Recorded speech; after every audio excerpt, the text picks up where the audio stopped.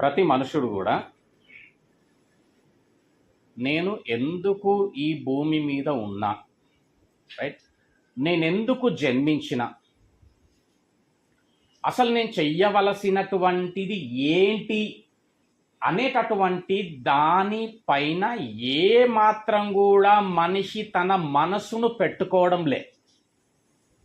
ఎందుకు పుట్టినా, ఎందుకు నేను ఏర్పరచబడ్డా, ఎందుకు నేను ఇట్లా మనిషిగానే పుట్టినా, రైట్, దేవుడని వాడొకడు ఉన్నాడని ఎరిగి కూడా దేవుడని వాడొకడు ఉన్నాడు, ఆయన ద్వారా నేను ఎన్నుకొనబడ్డా, ఆయన ద్వారా నేను కనబడ్డా, ఆయన ద్వారా నేను కొనబడ్డా, నా తీరు, నా స్వభావం, నా బుద్ధి ఏ మాత్రము బాగలేనప్పటికీ కూడా ఎందుకు దినదినము నేను బ్రతుకుచున్నా, ఈ విధమైనటువంటి అనేకమైనటువంటి ఆలోచనలు మనిషికి రావలసింది. కానీ మనిషి దానిని మనస్సున పెట్టుకోవడంలే.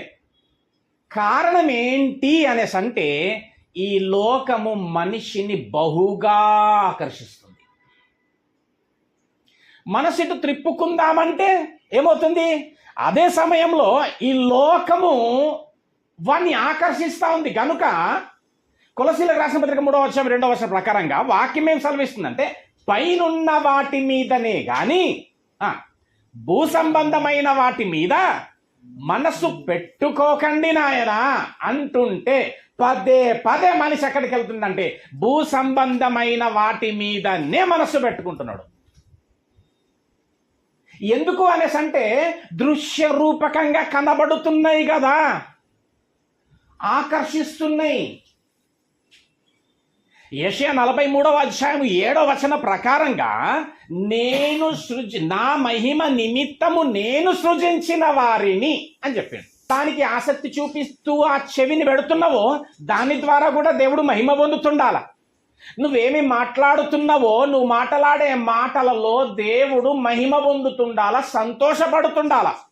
నీ మనసు ఆలోచన, నీవు నడిచేటటువంటి నడక, నీ మార్గము, నీ క్రియ, నీ చాతలు, చేతులు చేసే చాతలు, నడక నడిచేటటువంటి ఆ కాళ్ళు నడిచేటటువంటి ఆ నడక, ప్రతి దాని విషయంలో కూడా దేవుడు సంతోషపడుతుండాల, దేవుడు మహిమ పొందుతుండాల.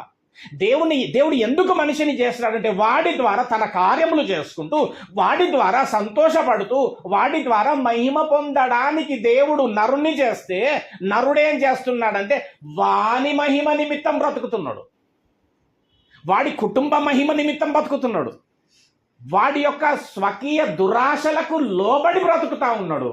మళ్ళా ఎందుకు? ఒకటే కారణం, లోకము వాణ్ణి ఆకర్షిస్తుంది. అర్థం చేసుకోవాలి వాక్యాన్ని. లోకం వాణ్ణి ఆకర్షిస్తూ ఉంది. కానీ మనం బ్రతికి ఉన్నంత కాలం కూడా ఏ విధంగా ఉండాలంటే దేవుని పనిలోనే ఉండాలి. ప్రతి ప్రసంగంలో నేను ఇదే చెప్తా ఉంటాను, దేవుని పని చేయడానికి వచ్చినాం, దేవుని పనిలోనే ఉండాలా, దేవుని పని చేస్తూనే చచ్చిపోవాలా. ఈరోజు చూపిస్తా కొన్ని మాటలు. అట్లాగా దేవుని పని చేస్తూ చేస్తూ చచ్చిపోతే అప్పుడు వాడు ప్రభువు నందు మృతి నొందిన మృతుడవుతాడు, వాడికి పరలోకం అనుగ్రహింపబడుతుంది. కానీ మనిషి ఎక్కడ డిస్టర్బ్ అవుతున్నాడంటే, ఎదురయ్యేటటువంటి ఎదురీతలు, ఇరుకులు, ఇబ్బందులు, కష్టాలు, నష్టాలు, అవమానము, దూష, వెలివేత, నింద, ఆకలి దప్పులు, లేమి, దారిద్రత, వీటి ద్వారా దేవుని మార్గంలో స్థిరపరచబడలేకపోతున్నాడు. అంటే మనిషికి ఏమి స్వభావం, ఏం భావం ఉంది అనేసి అంటే, నేనేదనుకుంటే అది అయిపోవాలా, అంతేనా కదా? నేనేదనుకుంటే అది అయిపోవాలా, నాకు ఎలాంటి ప్రాబ్లము రావద్దు, ఎట్లుండాలి, నా బతుకంతా సుఖంతోనే ఉండాల. అయ్యా, ధనవంతుడు సుఖపడ్డాడని రాసింది అక్కడ. వాడు వాని ఇష్టము వచ్చినట్టు బ్రతికిండంట, సుఖపడిండంట. ఏమైంది? అదే లాజరుని తీసుకుంటే ఎట్లా బతికింది తెలుసా? దరిద్రుడు ఒక్కడు ఉండేనని రాసిండు పాపం. ఆయనకు రాయడమే రైటింగ్, దరిద్రుడు ఒకడు ఉండే, లాజరు అను దరిద్రుడు ఒకడు ఉండేనంట. నువ్వు దరిద్రం స్వీకరిస్తావా? దరిద్రతను స్వీకరిస్తావా? అమ్మో వద్దండి. మరి ఏం కావాలా? సుఖభోగములు, అనుకున్నవి అనుకున్నట్టుగా జరగాల. కానీ అట్లా అట్లా మారిపోతూ ఇక మిగతా కొంతమంది ఏమవుతారంటే ఈ విధమైన ఎదురవుతున్నప్పుడు నిలబడలేకపోతున్నారు, ప్రభువు మార్గంలో స్థిరపడలేకపోతా ఉన్నారు. బాగా జ్ఞాపకం పెట్టుకోవాలా, ప్రభువు పని చేసిన వాళ్ళే పరలోకం పోతారు. పని వాడే జీతానికి పాత్రుడు. అందరూ కాదు, అందరూ పోరు. ఎవరు పడతారు పరలోకం పోరు. బిడ్డ, నువ్వు కనుక ఈ లోకంలో నీ ఎదురుగా జరుగుతున్నటువంటి సన్నివేశాలకు కానీ, పరిస్థితులకు కానీ, స్థితిగతులకు కానీ దేవుణ్ణి పోల్చుకొని దేవుని విడిచిపెట్టే దాఖలాల్లో నీకు వచ్చినావు అనుకో, అయిపోయినావు, నీకు దక్కదు పరలోకం. చూడండి ఒకసారి యోహాను సువార్త 16వ అధ్యాయం 33వ వచనం చూడండి ఒకసారి. యోహాను సువార్త 16వ అధ్యాయం, జాన్ 16th chapter 33 చదవన్నా. నాయందు మీకు సమాధానము కలుగునట్లు ఈ మాటలు మీతో చెప్పు. ఈ రోజు ఈ కుటుంబంలో, ఈ రోజు నీ జీవితంతో దేవుడు మాట్లాడుతున్నటువంటి మాట, వాక్యం ఏంటి అనేసి అంటే, దేవునికి మన పైన ఉన్న ఉద్దేశం ఏందో తెలుసు. ఇక్కడ అర్థమైంది ఏం తెలుసా? నా బిడ్డలు ఎట్లుండాలా? సమాధానంగా ఉండాలా. మన పిల్లలు ఎట్లుండాలని కోరుకుంటుంటాము? సమాధానంగా ఉండాలి, బాగుండాలా. నీకు నాకే అట్లుంటే ఏమండి, దేవుడు పరిశుద్ధుడు, ఏమండి నీతిమంతుడు, న్యాయవంతుడు, పక్షపాతి కానివాడు, ఆయనకి ఎంత ఉండాలా? అందుకే ఈ మాట చెప్తున్నాడు, మీకు నా యందు సమాధానము కలుగున్నట్లు నేను ఈ మాటలు చెప్తున్నా. ఒకవేళ నీకు ఈ మాటలు తెలవలేవనుకో, నీకు ఏది ఎదురైనా కానీ సమాధాన పడతా ఉంటావు. నువ్వు ఎప్పుడు కూడా సమాధానంగా ఉండాలంటే నీకు ఓ మాట చెప్పి ఈరోజు, అరే ఏందో అది, ఈ మాటలు మీతో చెప్పుచున్నాను. లోకములో మీకు శ్రమ కలుగును. అయిందా? అయిపోయింది. ప్రభువుని నమ్ముకుంటే పరిస్థితులు ఏ విధంగా ఉంటాయంట? శ్రమతో కూడినటువంటివి. ఈ లోకములో మీకు శ్రమ కలుగుతుంది ఎప్పుడో రాసేసిండు కదా, ఎన్ని మార్లో చదివేసినాం కదా. మళ్ళీ ఏదేదో ఎదురవుతే ఎందుకు ప్రభువును విడిచిపెడుతున్నావు అంటున్నా. ఇప్పుడు నువ్వు ఎన్నుకున్న మార్గమే ఇరుకు మార్గం కదా, విశాలత మార్గమే ఇరుకు మార్గమా? ఇరుకు మార్గం అన్నప్పుడు ఎట్లుంటదండి మార్గము? ఇరుకులే ఉంటాయి, ఇబ్బందులే ఉంటాయి, కష్టం ఉంటది, నష్టం వాటిల్లుతుంటది, ఎన్నో ఎదురీతలు వస్తుంటాయి, ముందటికి పోలేని పరిస్థితి. కానీ నువ్వు అనుకుంటావు ఏంటంటే, నేను అనుకుంటున్నా కానీ ఎందుకు అవుతలే, నేను ప్రార్థన చేసుకుంటున్నా ఎందుకు జరుగుతలే. మనసంత ఎక్కడ? ఈ లోకం, భూమి మీదనే. మనిషి భూమిని విడిచిపెట్టి వెళ్ళడానికి ఇష్టపడడం లేదు, కన్ఫామ్. అనుకుంటుండే ఏంటంటే శాశ్వతంగా ఉంటే ఎంత బాగుండు అనుకుంటున్నాడు మనిషి. కాదు, కూడదన్న అన్నవనుకో, ఎందుకు ఈ సంపాదనలు చెప్పు వాడికి అన్ని గనం? ఎందుకు వీటిపైన అంత ఆశ చెప్పు? ఎందుకు వాటి కొరకు పగలెందుకు, ప్రతీకారాలు ఎందుకు, పంతాలు ఎందుకు, తెగింపులు ఎందుకు, ఈర్షెందుకు, కుళ్ళెందుకు, కుతంత్రాలు ఎందుకు? ఎందుకు శాశ్వతంగా ఉండాలనుకుంటున్నాడు వాడు. ఇదే శాశ్వతం అనుకుంటున్నాడు. కానీ యాకోబులో ఏం చెప్తుంది మాట? నువ్వు కొంతసేపు కనబడి అంతలోనే మాయమైపోయే ఆవిరి బిడ్డ. ఏమి వండుతున్నారు ఇప్పుడు? వంట వండుతున్నారు, ఇట్లా తీయండి ఒకసారి, మూత తీయండి, కనబడుతుంది. ఎంతసేపు కనబడుతుంది? అయిపోయింది, కథం, వెళ్ళిపోయింది. ఆవిరి వంటి వారు.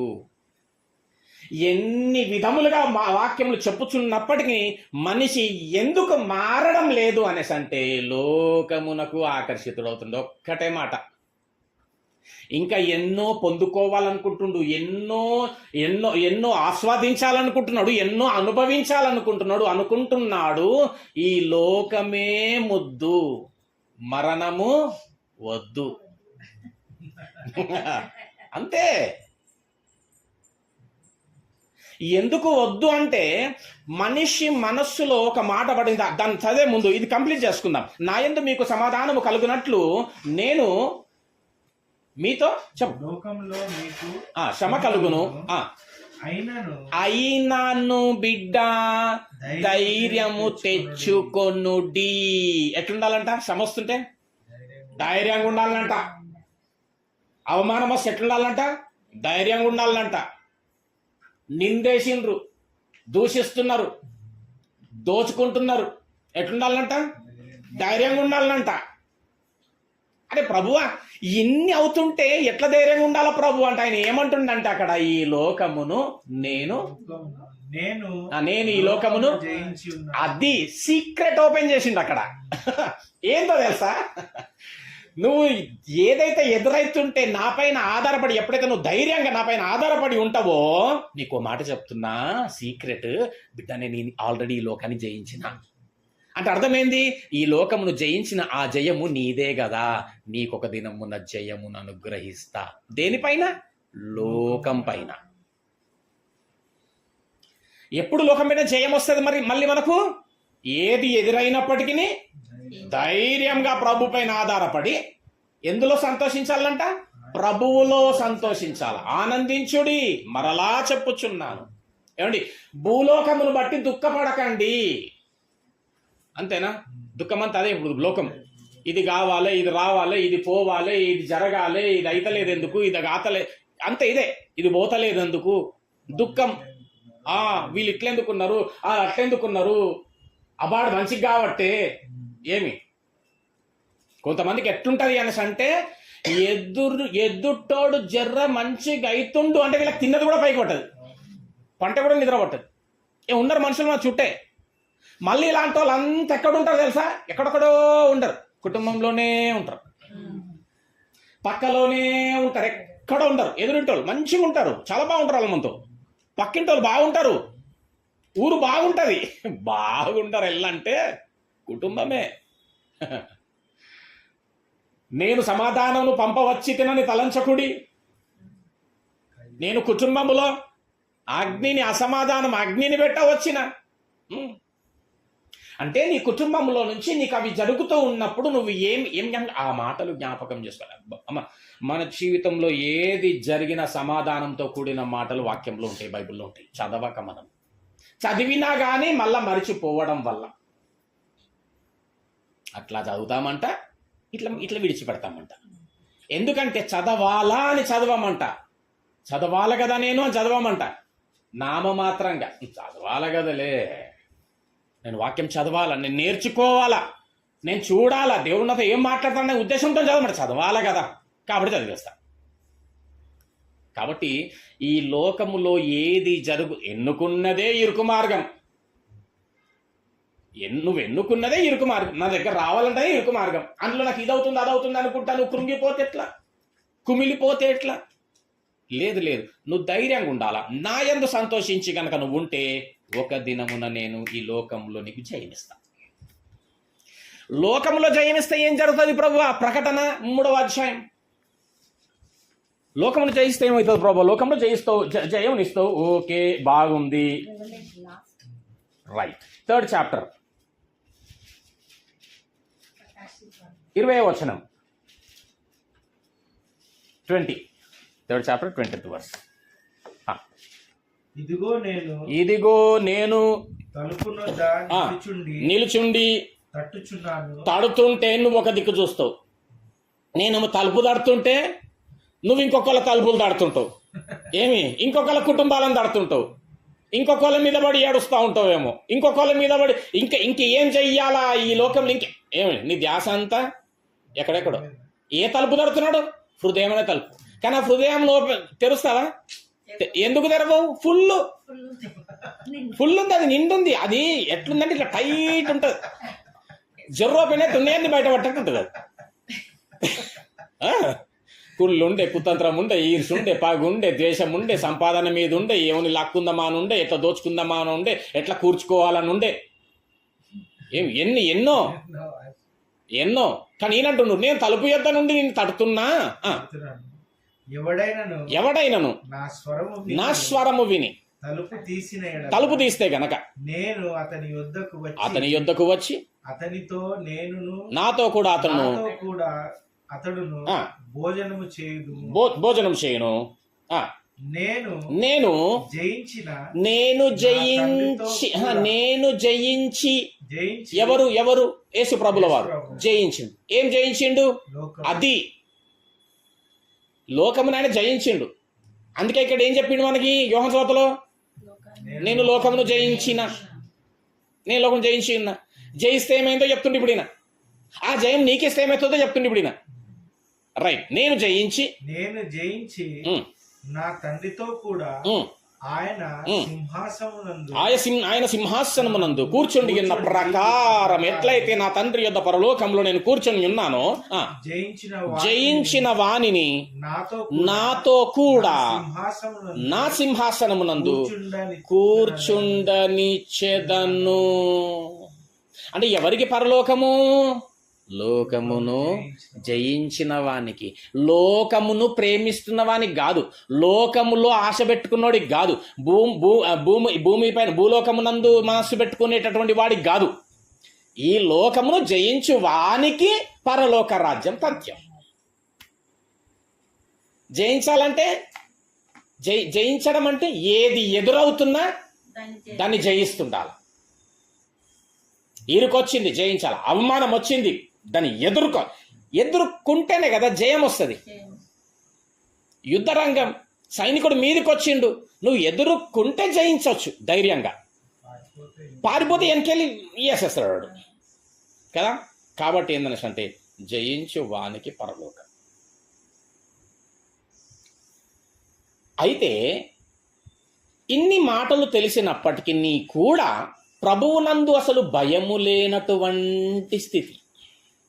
అసలు దేవుడంటేనే మనిషికి భయమే లేదండి. లేదు, భయమే లేదు. దేవుడంటే భయం లేదు, దేవుడంటే భక్తి లేదు. ఏమండి? ఎందుకంటే కనబడాడు కదా, అని ఇట్లా రాడు కదా నీలాగా నాలాగా, మరి ఏమన్నా చేసుకోవచ్చు. కానీ ఎందుకు మనిషి మారడం లేదంటే ప్రాముఖ్యంగా ఈ లోకమునకు ఆకర్షితుడవుతున్నాడు. లోకములో ఉన్నదాన్ని సంపాదించుకోవాలనుకుంటున్నాడు, కూర్చుకోవాలనుకుంటున్నాడు. ఎవరెవరికి సంపాదించుకోవాలనుకుంటుంది తెలుసా? తనను సంపాదించుకొని తనకు కూర్చుకొని చెప్పాల పిల్లలకి కూడా బతుకంతా ఎవల కోసం? ఇక నీ కోసమే, నీ కుటుంబం కోసమే. మరి దేవుని కోసం వాక్యం ఉంది. నీ జ్ఞానవంతుడు పిల్లలకు ఆస్తి సమకూరుస్తాడంట, సామెతల్లో ఉంది. కాబట్టి ఇప్పుడు నేను ఏం చేయాలిగా? నేను జ్ఞానవంతుని అనిపించుకోవాలంటే ఇప్పుడు ఏం చేయాలి? పిల్లలకి ఏమాస్తి? ఎక్కడాస్తి? పరలోకములో ఆస్తి సమకూర్చుకో. ఇక్కడ కాదు. ఇక్కడ నువ్వు ఆస్తి పెట్టుకుంటే ఇక్కడ చిమ్మట వస్తుందని చెప్తున్నది వాక్యం.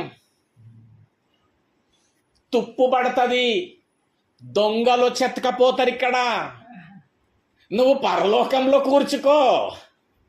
నువ్వు కూర్చుకొని నీ పిల్లలకు కూడా పరలోకమందు అదే బాటలో నడిపిస్తూ నీ పిల్లలకి కూడా అక్కడ ఆస్తిని సమకూర్చు. వాళ్ళు జ్ఞానవంతులు. చాలామంది అనుకుంటారు ఆ మాటను బట్టి నేను సంపాదించాలి పిల్లలకి. ఎందుకంటే బైబిల్ ఏం చెప్పింది? జ్ఞానవంతుడు పిల్లలకు ఆస్తి సంపాదిస్తాడు. ఏడేడో కొనాలి, ఏం చేయాలి? ఆ కొనుక్కుంటూనే చచ్చిపోతాడు. ఆ కొనుట్లనే చచ్చిపోతాడు.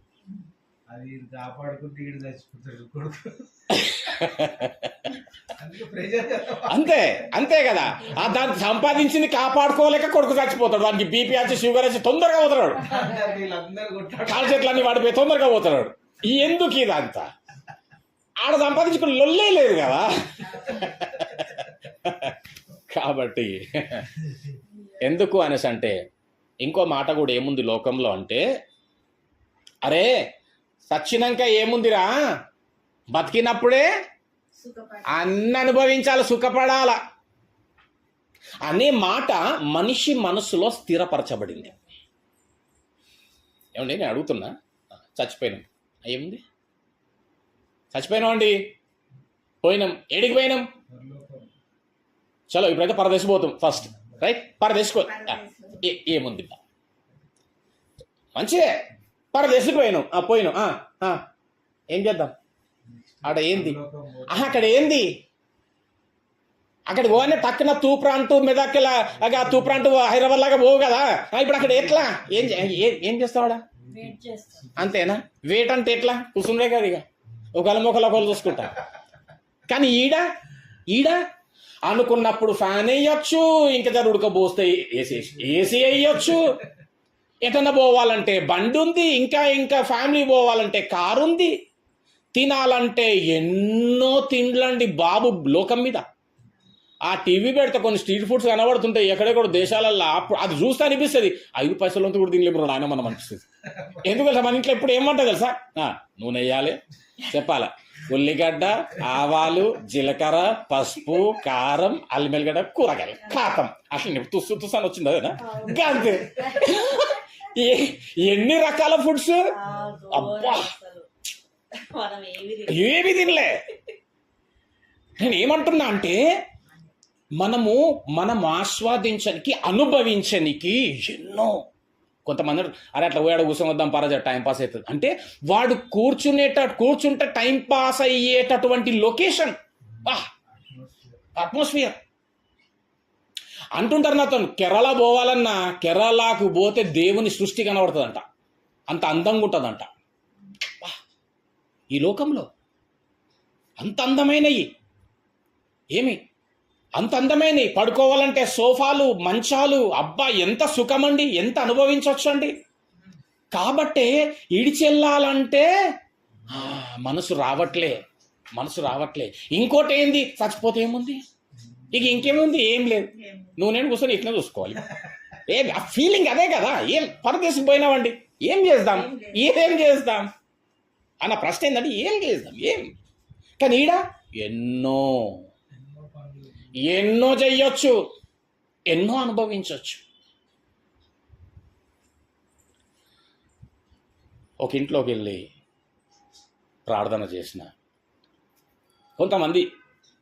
కొంతమంది విషయంలో దేవుణ్ణి ఎరగనటువంటి పరిస్థితి చాలా కుటుంబాల్లో చాలా వ్యక్తిగతమైన జీవితాల్లో చూస్తూ ఉంటాం ఎందుకు అంటే దేవుడు అంటే భయం లేని బ్రతుకులు చాలా ఉన్నాయి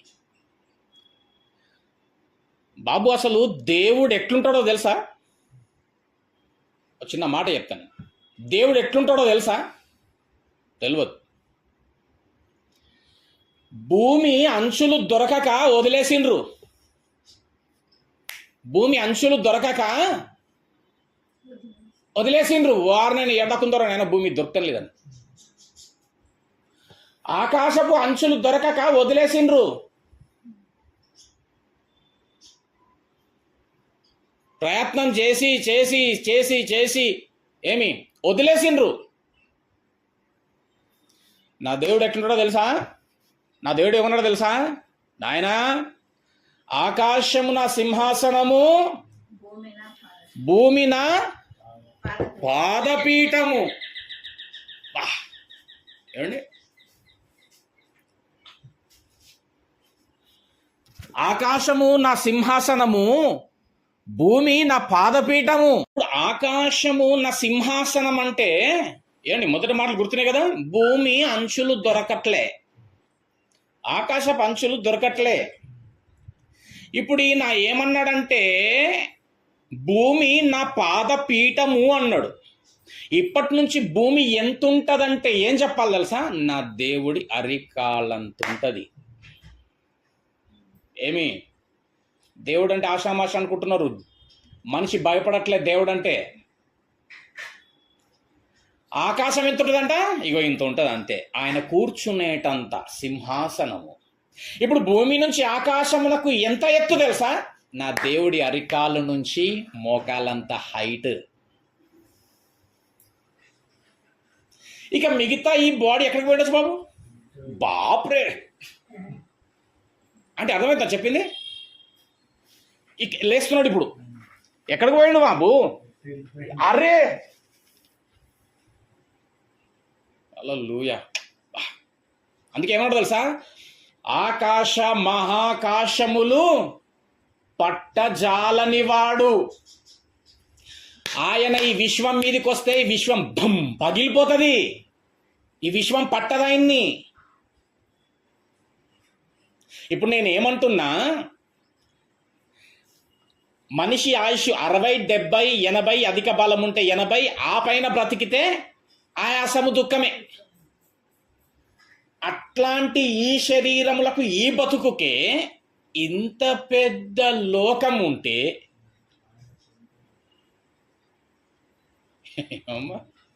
ఇంత పెద్ద లోకం ఉంటే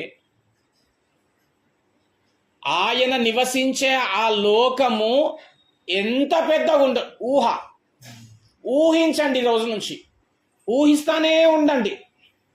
మీరు ఊహిస్తానే ఉంటారు కూడా, ఎందుకంటే ఊహకు అందదు అది.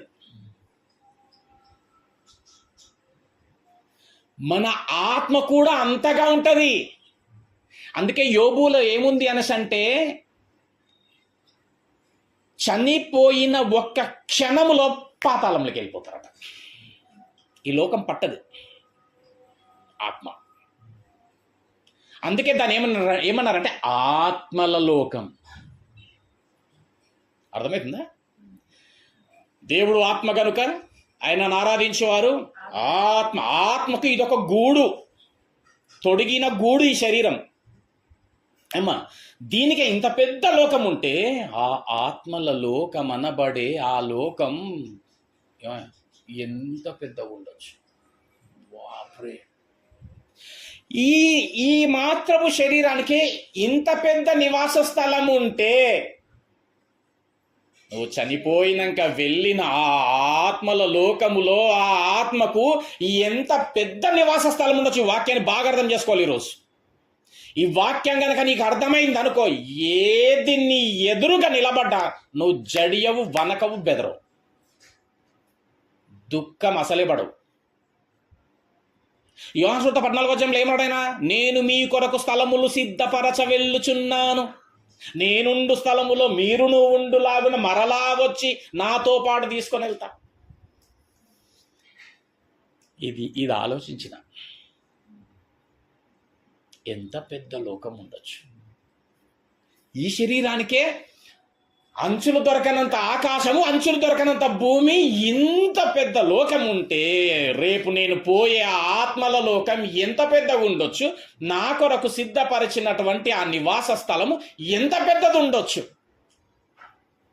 అది మరచి మనిషి అది విడిచి నా జాగా 5 అడుగుల జాగను, 1 అడుగు జాగ కోసం ప్రాణాలు తీసేసుకుంటున్నారు. 1 అడుగు జాగ కోసం ఏమి, అక్కడ నా జాగ ఎంతుండొచ్చు ఆ యొక్క స్థలం. రైట్. ఇప్పుడు క్రీస్తుకు పూర్వం 4000 సంవత్సరాలు అయింది, అవునా? క్రీస్తు వచ్చి 2000 సంవత్సరాలు. అంటే నేటికి మొత్తం ఎన్ని వేల సంవత్సరాలు అయింది? 6,000 సంవత్సరాలు అయింది, అవునా? 6,000 సంవత్సరాలు అయింది. ఈ 6,000 సంవత్సరముల క్రితము ఈ భూమి మీద మొట్టమొదట మర్డర్ అయినటువంటి మనిషి ఒక ఆయన ఉన్నాడు. చాలా మంచివాడు, దేవుడు అంటే భయం గలవాడు, భక్తి గలవాడు, దేవునికి మహిమకరంగా ఉన్నవాడు, దేవుని సంతోషపెట్టినవాడు. ఎవరు?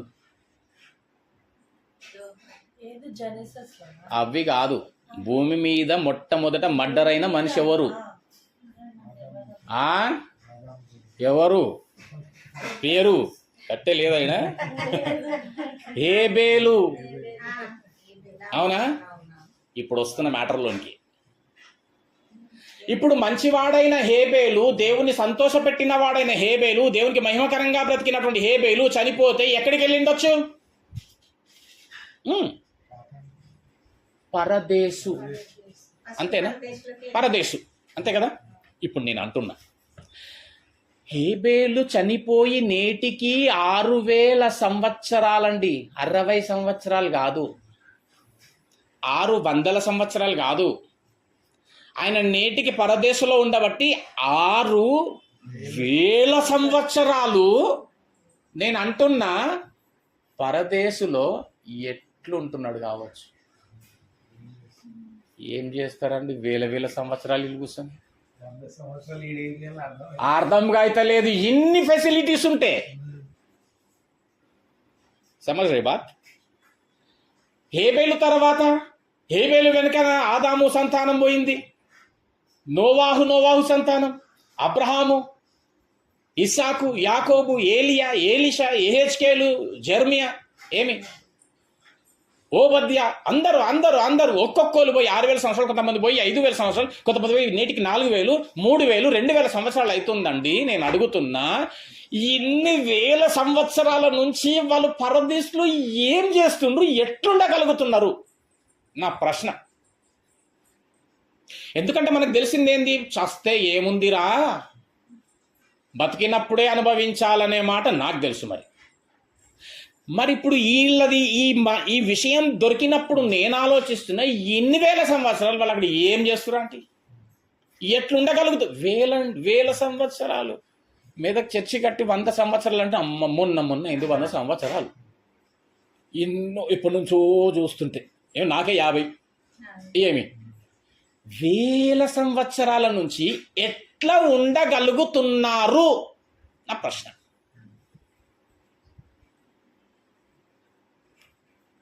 రైట్, ఎన్ని వేల సంవత్సరం నుంచి ఎట్లుంటున్నారు వీళ్ళు, అది అంతు చిక్కనటువంటి ప్రశ్నగా మారిపోయింది అది.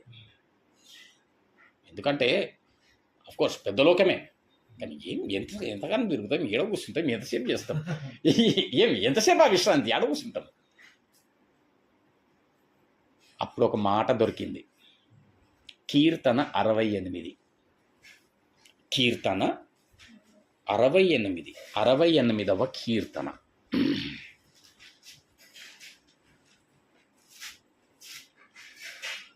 ఒక ట్రైనింగ్ సెంటర్లోకి వెళ్తే ఏం ఆలోచిస్తాడు తెలుసా మనిషి, ఎప్పుడెప్పుడు ఈ ట్రైనింగ్ అయిపోతుందా, ఇందులోంచి ఎప్పుడు బయటపడతానా ఉంటుంది. ఎందుకు తెలుసా, వాడు అనుకునేటటువంటి విధమైనటువంటి సౌకర్యాలు అక్కడ ఉండవు కనుక ఇంటికి వెళితేనే అన్నీ ఉంటాయి, అనుకున్నట్టుగా ఉండొచ్చు, అనుభవించవచ్చు కదా, ఒక దగ్గర ఉండడానికి ఇష్టపడడు. మరి వీళ్ళు వేల సంవత్సరాల నుంచి పరదేశంలో ఎట్లుంటుండ్రు, ఎట్లు ఉండగలుగుతున్నారు అని చూస్తే 10వ వచనం చదవండి. 10వ వచనం,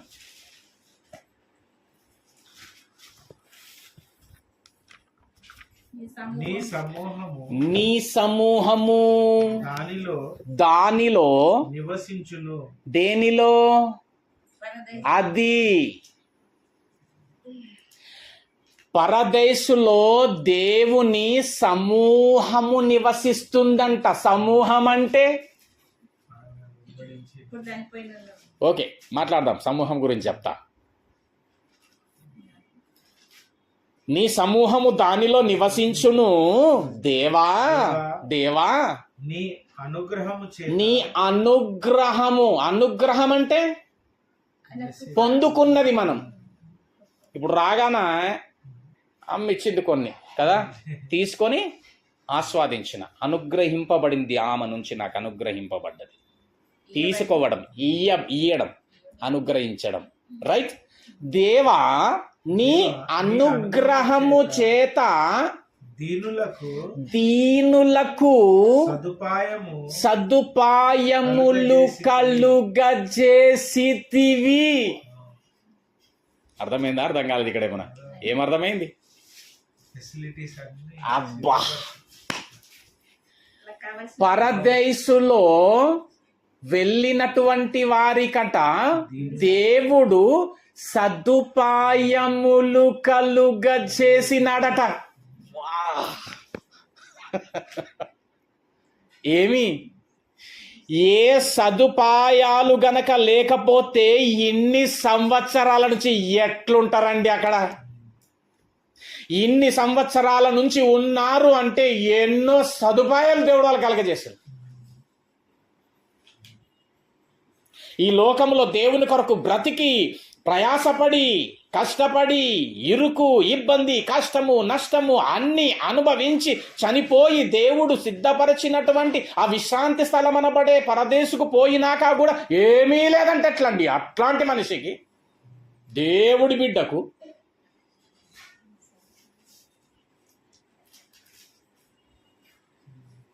అర్థమైందా? మనం మరణించి వెళ్ళేటటువంటి ఆ పరదేశంలో ఎలాంటి సదుపాయాలున్నాయి, ఎలాంటి సదుపాయాలుంటే ఇన్ని వేల సంవత్సరాల నుంచి ఉంటున్నారు కావచ్చు వాళ్ళు. ఇప్పుడు ఏ సదుపాయాలు లేకుండా దేవుని కోసం ఇక్కడ ఇంతగానో ప్రయాసపడి కష్టపడి చనిపోయిన తర్వాత పరదేశకి వెళ్ళిన తర్వాత ఏమీ లేదంటే అది శిక్ష అనకపోతే ఏమంటారు? కాదా మరొక దగ్గర కూర్చోండి అని కూర్చొని అటువంటి అడవు కూర్చోండి అంటే పనిష్మెంట్ కాదా? మళ్ళా అరే దేవుడు మహాజ్ఞాని మంచివాడు, దీనులకు అచ్చట సదుపాయములు అంటే చాలా సదుపాయాలున్నాయి. అనుకోకు చస్తే ఏముందిలే అని. ఏమి ఈ లోకంలో వీటితోనే ఇంత మజా ఉంటే శాశ్వతంగా ఉండేటటువంటి ఆత్మలు వెళ్ళేటటువంటి ఆ లోకములో ఎంత మజా ఉంటుండొచ్చేమో. ఏమండి, చాలా సదుపాయాలు ఉన్నాయి అక్కడ. సదుపాయాలు అంటే కొంచెం రాసి ఉంటుంది, ఇచ్చట అన్ని సదుపాయములు గలవు. అంతేనా? 6 బాత్రూమ్లు గలవు, సెంట్రల్ ఏసీ గలదు, మెత్తటి పరుపులు గలవు, పలానా పలానా పలానా పలానా పలానా అన్ని సదుపాయములు. అర్థం కావడం చెప్తున్నా. ఇప్పుడు ఇక్కడ ఏమంట? దీనులకు అచ్చట సదుపాయములు కలుగజేసితివి. ఏముందండి, దుబాయ్ కాదది, అమెరికా కాదది, ఆస్ట్రేలియా కాదది. ఎందుకు అవి అంటానంటే అక్కడ ఎట్టుంటుందండి, బా ఏమి లోకాలండి అవి, ఏమి ప్రదేశాలంటే అవి. అది కాదు, అవే ఈ లోకం మీద ఉండే అవే అట్లుంటే పరదైసు ఎట్లా ఉండవచ్చు. ఒకవేళ నేను ఈరోజు చచ్చిపోయినాను అనుకో, ఎన్ని వేల సంవత్సరాలు ఉండాల్సి వస్తుంది అక్కడ నేను. ఎందుకంటే ఆయన రావాలి కదా, ఆయన వచ్చిన తర్వాత మళ్ళీ పరలోక ప్రవేశం అందరికీ తీర్పు తీర్చినాక. ఎన్ని వేల సంవత్సరాలు ఉంటాయి? ఇప్పుడు అపోస్తలుడు చనిపోయి ఇంచుమించు 2000 సంవత్సరాలు అయిపోయింది. 2000 సంవత్సరాల నుంచి వాళ్ళు అక్కడ ఉన్నారు. ఇప్పుడు నేను కనుక చచ్చిపోతే, మనం కనుక చచ్చిపోతే ఎన్ని వేల సంవత్సరాలు, ఎన్ని వందల సంవత్సరాలు, ఎన్ని వేల సంవత్సరాలు ఉండాల్సి వస్తుందో అక్కడ. ఉంటేనే బాగుంటుందేమోలే, ఎందుకంటే ఎన్నో సదుపాయాలు కదా, ఎన్నో సదుపాయాలు. ఏమండి, ఈ శరీరంతో ఉన్నటువంటి ఈ లోకంలోనే ఇన్ని సదుపాయాలు, టీవీ అని, మొబైల్ అని, ఎన్నో ఎన్నో ఎన్నో మనిషికి అసలు సమయమే తెలవనంతగా అనుభవించేటంతగా సదుపాయాలు ఇక్కడ ఉంటే, నిత్యము ఉండేటటువంటి ఆ ఆత్మకు, ఆ దీనుడికి ఎన్ని సదుపాయాలు ఉండొచ్చు, ఎంత శ్రేష్టమైనది ఉండొచ్చు. ఒక ఫ్యాన్ తిరగాలంటే ఆ మెటీరియల్ కావాలా, ఆ మెటీరియల్ ఉన్నంత మాత్రం సరిపోదు, ఇక్కడ నుంచి ఆ బోర్డు దాకా వైర్ కావాలా, ఆ వైర్లో పాలాన వైర్ ఉండాలి, అది అవునా, అది కూడా ఉంటే సరిపోదు, ఇక్కడ నుంచి ట్రాన్స్ఫార్మర్ కావాలా, ఆ ట్రాన్స్ఫార్మర్ తయారు చేయడానికి ఎన్నో పరికరములు కావాలా, అది ఉంటే కూడా సరిపోదు, దానికి సరిపడా ఏమంటారు కరెంట్ కావాలా, అవునా. ఎక్కడో ఉన్నటువంటి వాటితో మాట్లాడాలంటే ఫోన్ కావాలా, ఆ ఫోన్లో మాట్లాడే ఫోన్లో ఎన్నో పరికరాలు కావాలా, ఎన్నో పనిముట్లు కావాలా. ఎందుకు చెప్తుంది తెలుసా? ఇట్లా ఒక్కొక్క దాన్ని ఒక్కొక్కడు కనుక్కుంటే వీటన్నిటినీ ఒకే ఒక్కడు కనుక్కున్నాడు, ఆయనే దేవుడు. ఈ భూమి మీద తయారైన దేనన్నా తీసుకోండి, ఎక్కడి నుంచి వచ్చినాయి అవి? భూమి నుంచి. భూమి నుంచి కదా. ఇప్పుడు కార్ తయారు చేస్తారు, ఐరన్ ఎక్కడి నుంచి వచ్చింది? లోకం నుంచే కదా. అంటే వినండి, నీకు మనిషికి ఏ సదుపాయము ఇక్కడ అవసరమో దేవుడు ఎప్పుడో కొన్ని వందల కోట్ల సంవత్సరముల క్రితము అంత రా మెటీరియల్ రెడీ చేసి, ఇది బాగినండి, నీళ్ళలో పెట్టి చీకటిని పెట్టేసి పెట్టిండు. ఆ ఎందుకు తెలుసా? చల్లని ప్రాంతములో చీకటి ఉంటే వస్తువు ఎక్కువ దినములు ఉంటది. ఫ్రిడ్జ్ ఓపెన్ చేయండి, ఏమొస్తుంది?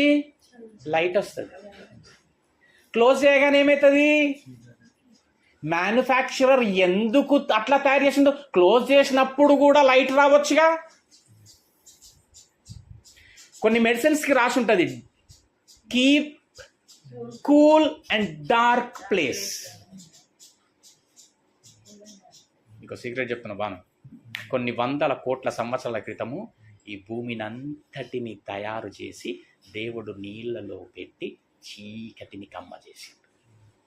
తాను అనుకున్నప్పుడు దానంతా తీసి ఈ సృష్టిని తయారు చేసింది. ఆది కాండం 1వ అధ్యాయంకి వెళ్ళండి, అక్కడ తెలుస్తుంది.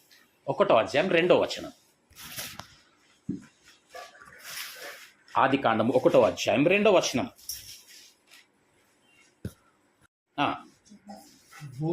భూమి నిరాకారం అంటే ఏందో తెలుసా? ఆకారము లేకుండా, రా మెటీరియల్ తయారు చేయకుండా. ఇంకా అర్థం కావాలంటే కుమ్మరి దగ్గరికి పోతే కుమ్మరి దగ్గర మట్టి పిసికి ఉంటుంది. తాను అనుకున్నప్పుడు అందులో నుంచి ఎంత ముద్ద కావాలో అంత ముద్ద తీసి అనుకున్న తీరుగా పాత్ర తయారు చేస్తాడు. భూమి అప్పుడు నిరాకారంగా ఉండే. ఎక్కడుండేనండి? చదవండి. శూన్యముగాను ఉండెను, చీకటి జలముల పైన అక్కడ పెట్టినాడండి.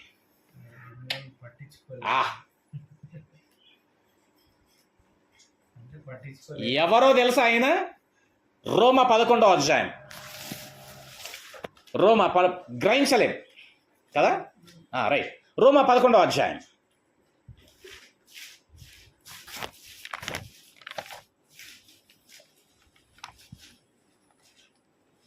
రోమా 11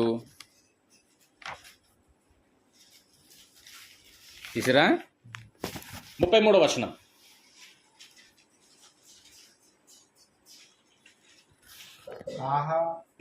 ఆహా, ఎప్పుడంటే మా పదాన్ని అద్భుతం జరిగినప్పుడు ఆహా ఆహా. దేవుని బుద్ధి జ్ఞానముల బాహుల్యము, దేవుని బుద్ధి జ్ఞానముల బాహుల్యము ఎంతో గంభీరం అండి బాబు. చాలు, ఎంతో గంభీరమైన బుద్ధి జ్ఞాన బాహుల్యములు. మనిషికి ఈ భూమి మీద ఏమి అవసరమో ప్రతిదీ కూడా ఈ సృష్టిలో ఎప్పుడో వాడి కోసం పెట్టేశాడు. చూసినావా? ఒకటి మన అవసరం నిమిత్తం బయటకు వెళ్తుంది. ఒకప్పుడు ఫోన్ లేకుండే, ఒక రకమైన ఫోన్ వచ్చింది, ల్యాండ్ ఫోన్ వచ్చింది, వాళ్ళ ఫోన్ వచ్చినాయి, కాయిన్స్ వేసుకుంటే మాట్లాడి ఇప్పుడు చేతిలో పట్టుకునేది వచ్చేసింది. రేపు ఇంకెట్లాంటిది వస్తుందో.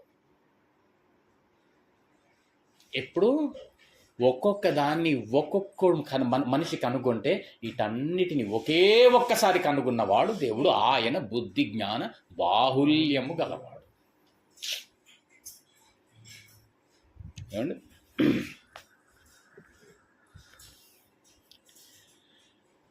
పరదేశుకు వెళ్ళినటువంటి వాళ్ళు ఏ సుఖము లేకపోతే ఇన్ని వేల సంవత్సరాల నుంచి ఎట్లా ఉంటారండి అక్కడ? వారికి కావలసినవన్నీ కూడా అక్కడ దేవుడు సమకూర్చి పెట్టిండు. ఇప్పుడు అక్కడ ఏముంది? కీర్తన 68:10 ఏముంది అనసంటే, అచ్చట నీ సమూహము గలదు. అంతేనా? లేదు, ఫస్ట్ వర్స్ ఏంటి? సమూహం గురించి చెప్తాను నేను. 68:10 కీర్తన. నీ సమూహము దానిలో నివసించుచున్నది. అంతేనా? ఏంటి సమూహము? నంబర్ 1, నీ సమూహము దానిలో నివసించుచున్నది దేవా. అంతేనా? దేవా, నీ అనుగ్రహము చేత దీనులకు, రెండోది దీనులకు సదుపాయములు కలుగజేసినావు. ఫస్ట్ ఏంది? సమూహములు. ఏంటి సమూహములకు ముందు ఇక్కడ ఎవరుంటారు, ఎవరెళ్తున్నారు పరదేశుకని గమనిస్తే ఎవడు పడితే వాడు కాదంట. ఏమి? దీనుడు. ఎవరెళ్తారు పరదేశుకు? ఎవరెళ్తారు పరలోకానికి? దీనుడు మాత్రమే. ఎవరు దీనులు కదా తెలుసుకోవాలి కదా. మరి ఇప్పుడు ఆ దీనులు ఎవరో తెలుసుకుంటే కనీసం ఆ దీనత్వంలోకి మనం వెళ్దాం. మనం వెళ్ళాలంటే కూడా ఆ దీనిలో తెలవాలా. క్లియరా? దీనులకు అచ్చట సదుపాయాలు గలవు. ఎవరు పడితే వాళ్ళు వెళ్ళడానికి లేదు అక్కడ. నేను బ్యాప్టిజం తీసుకున్నా, నేను రోజు ప్రార్థన చేస్తున్నా, నేను గుడికి పోయి వస్తున్నా, నేను కానుకలు ఇచ్చేస్తున్నా, లేకపోతే నేను అది ప్రజెంట్ చేసినా, లేకపోతే ఇంకేమో చేసినా పోరు. దీనులు పోతారు. ఎవరు దీనులు అనేసి అంటే ఆత్మ విషయమై దీనులైన వారు ధన్యులు, వారు దేవుని దగ్గరికి వెళ్తారు. ఆత్మ విషయమై దీనులైన వారంటే ఆత్మల కొరకు ప్రయాసపడుతున్న వారు, సభలు పెడుతున్నటువంటి వారు, సంచరిస్తున్నటువంటి వారు, సమస్తమును విడిచిపెట్టుకుంటున్నటువంటి వారు ఆత్మల సంపాదన కొరకు. ఆత్మల విషయమై దీనులైన వారు ధన్యులు, వాళ్ళు పరలోకం వెళ్తారు. ఏం చేస్తున్నాం? ఇలాగ చేస్తూ ఇహలోక మాలిన్యమును తనకు అంటుకొనకుండా తన్ను తాను కాపాడుకొనువాడు పరలోకానికి వెళ్తాడు తప్ప నేను ఎవ్వరిని ఏమంటలేనండి, నా అంతలు నేను ఉన్నా. పోతావు అయితే పోతావు యాడికి? నరకమే. పని బాడు కదా జీతానికి పాత్రుడు. నువ్వేం చేయనికి వచ్చినావు? నేమనకుండా ఇంట్లో కూర్చొని స్తోత్రం స్తోత్రం స్తోత్రం హల్లెలూయా హల్లెలూయా ప్రభు ప్రభు ప్రభు ప్రభు ప్రభు ప్రభు ప్రభు అని ప్రతివాడు పరలోక రాజ్యము చేరడరు నాయన అని చెప్తాడు. మళ్ళీ ప్రభు ప్రభు ఒక దగ్గర నేను ఓన్లీ ఏమంటలేనండి, నేను ఎవ్వరిని ఏమననండి. అయితే పోతావండి. ఏమి? వెళ్ళండి, లేవ్వండి. ఆ నశించే ఆత్మల విషయమై దీనులైనటువంటి వారు ధన్యులు. ఆత్మల సంపాదనలో వేగిర పడండి. ఆత్మల సంపాదనలో సమస్తము విడిచిపెట్టుకోండి, కోలిపోండి, వదిలిపెట్టండి. నాది జాగా, ఆడ అడుగు పెట్టద్దు, అది నాది. ఏమమ్మా, ఆ జాగ నిన్ను పరలోకం చేర్చదమ్మా. ఆ జాగా నిన్ను చేర్చదు. నువ్వు కట్టిన నీ ఇల్లు నిన్ను చేర్చదు పరలోకానికి. నీ మంచం చేర్చదు. ఏమి? నీ సోఫా చేర్చదు. బ్యాంక్లో ఉన్న నీ బ్యాలెన్సు చేర్చదు. కానీ ఏం చేరుస్తుంది?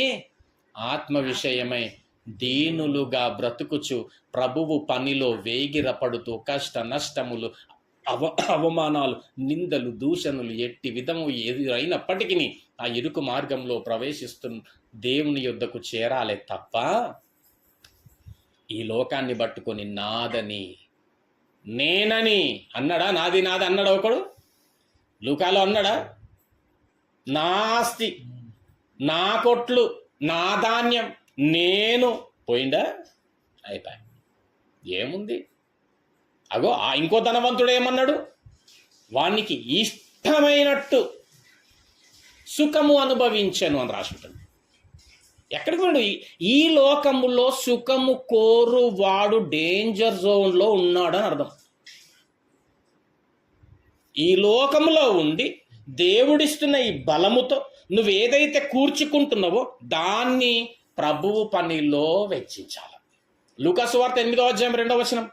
లూకా సువార్త 8వ అధ్యాయం 2వ వచనం. వెళ్దాం మెల్లమెల్లిగా. లూకా సువార్త 8వ అధ్యాయం 2వ వచనం.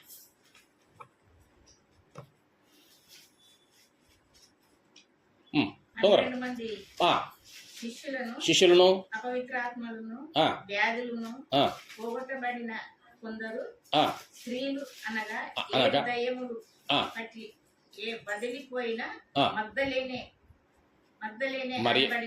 మరియయు హేరోదు యొక్క గృహ నివాస కూజా భార్యయు పూజ భార్యయు సుసన్నాయు ఆయనతో కూడా ఉండిరి. ఎవరితో కూడా ఉండిరి? ప్రభువుతో యేసుతో ఆయన పరిచర్యలో ఆయనతో కూడా ఉన్నారు వాళ్ళు. ఉండిరి. ఇంకేం చేసిరు? ఉండి ఉత్తగానే ఉన్నారా? ఏం చేసిరు వాళ్ళు? ఇతరులు అనేకులను తమకు తమకు కలిగిన కలిగిన ఆస్తితో వారికి ఉపచారము చేయుచూ వచ్చారు. అసలు ఆస్తి అడికేలు వచ్చింది నాకు? ఆ దేవుడు నాకు బలం ఇస్తేనే కదా, జ్ఞానం ఇస్తేనే కదా, ఆయుష్ ఇస్తేనే కదా, ఆరోగ్యం ఇస్తేనే కదా. మరి ఆయన ఎందుకు ఇచ్చింది ఇవన్నీ? అవును, సంపాదించుకుంటున్నావేమో, కూర్చుకుంటున్నాను. నీ దగ్గర ఏదైతే కలిగే ఉందో దానిని ఆత్మల విషయమై దీనులై బ్రతకాల. ప్రభు ప్రకటన విషయంలో ప్రచురించేటటువంటి వారముగా ఉండాల. అపోస్తల కార్యములు 4వ అధ్యాయం, అపోస్తల కార్యములు 4వ అధ్యాయం, అపోస్తల కార్యములు 4వ అధ్యాయం 32 చదవమ్మా.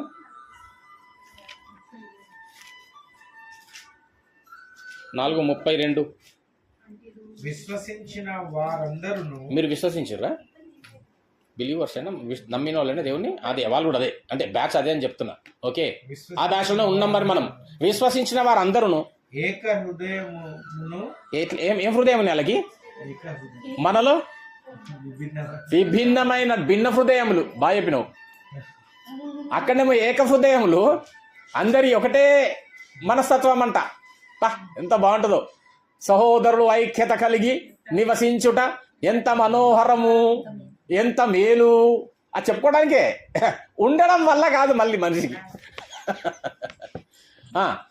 వారందరూ ఏకాత్మయు గలవారై ఉండిరి.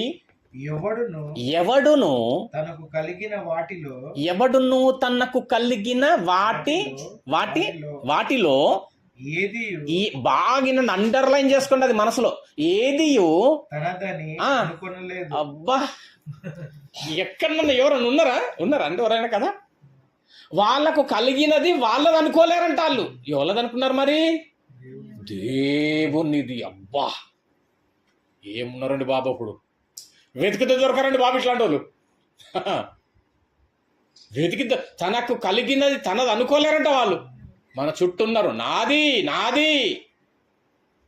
నేను ఇయ్యా, నేను చెయ్యా, పొమ్మను. ఏమండి, తనది అనుకోలేరంట. ఏమండి, కైసర్ది కైసర్కి ఇయ్యాలంట, దేవుంది ఇస్తున్నామా? కైసర్ది ఇస్తున్నారా మరి?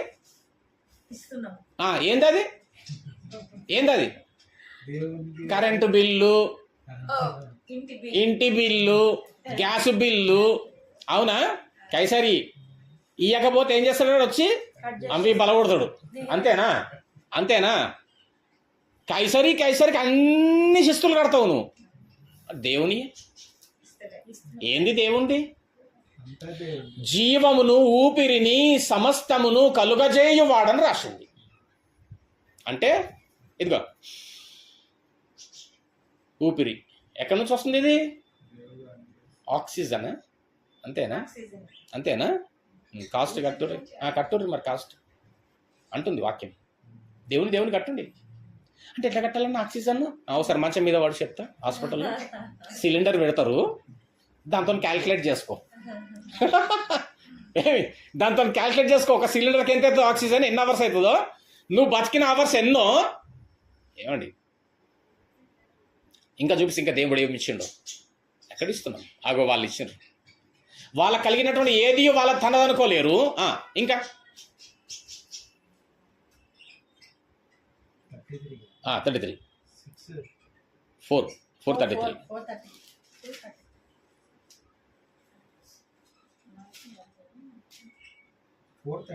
అవును. అపోస్తల కార్యం అంటే చదవండి, మీరు తీస్తే చదవండి మీరు 33. అదియుగాక అపోస్తలులు బహు బలముగా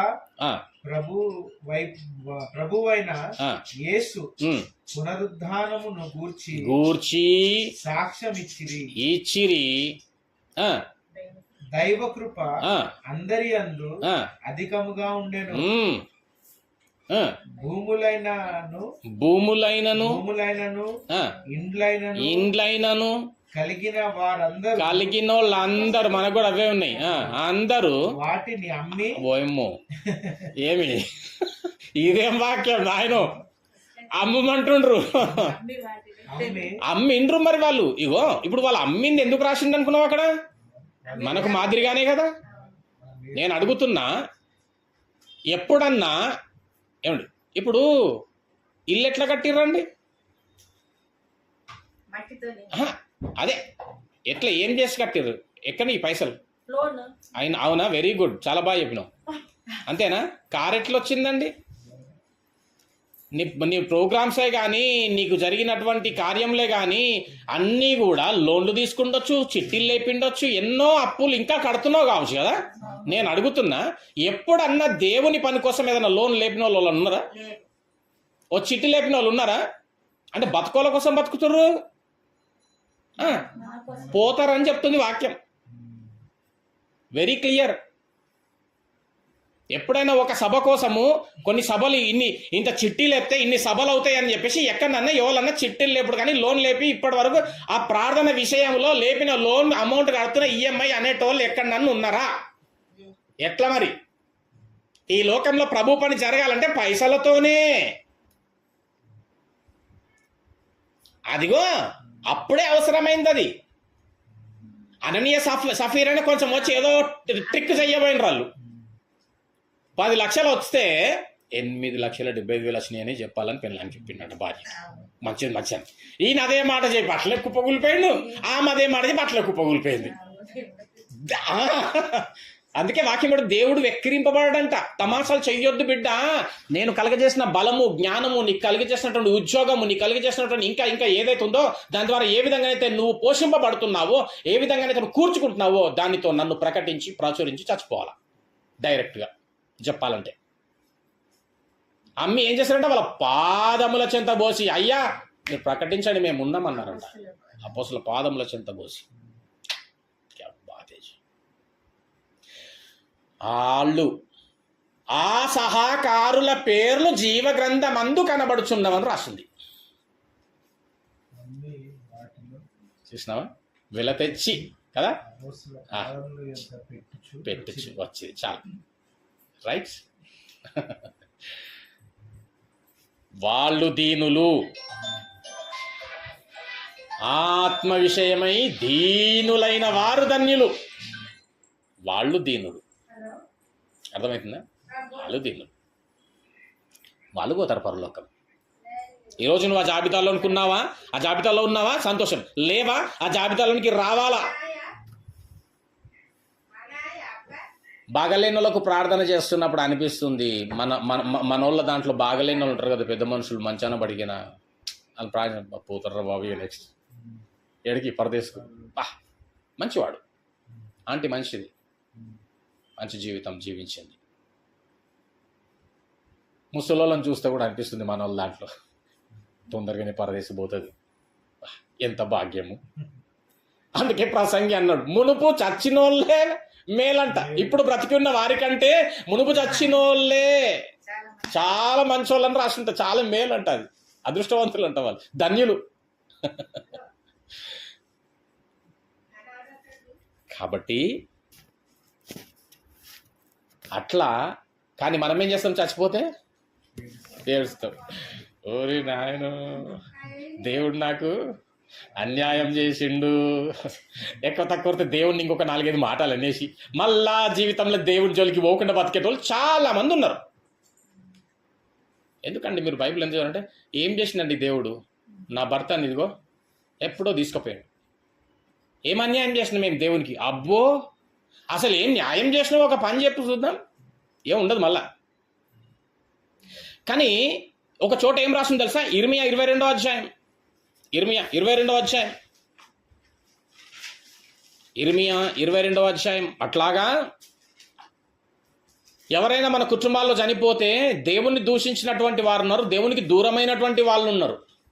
ఎంతో ఏడుపు, ఇంకా బతుకంతా ఈలు పోయేదాకా కూడా ఏడుస్తూనే ఉంటారు. మళ్ళా ఎవరి మీద ఏడుస్తారు? దేవుని మీద ఏడుస్తుంటారు. మళ్ళా అలా బతుకుల మీద వాళ్ళు ఏడ్చుకున్నాడు కాక మళ్ళీ దేవుడు ఎందుకు అన్యాయం చేసిండు, దేవుడు ఇప్పుడే తీసుకపోవాలనా? నువ్వు చెప్పాలా మరి, నువ్వు డేట్ ఇచ్చేది ఉంటే మరి దేవుడికి ఏమి ఏం ఏం వాక్యం తెలియట్లే. ఏమండి, మరణం అనేటటువంటి దుర్వార్త కాదు, మంచి వార్త తెలుసా, మంచి వార్త. నా దేవుడు అన్యాయస్తుడు కాదు, అన్యాయం చేసిండు తీసుకుపోయిండు అంటున్నావు. మంచి వార్త. చూడండి 22:10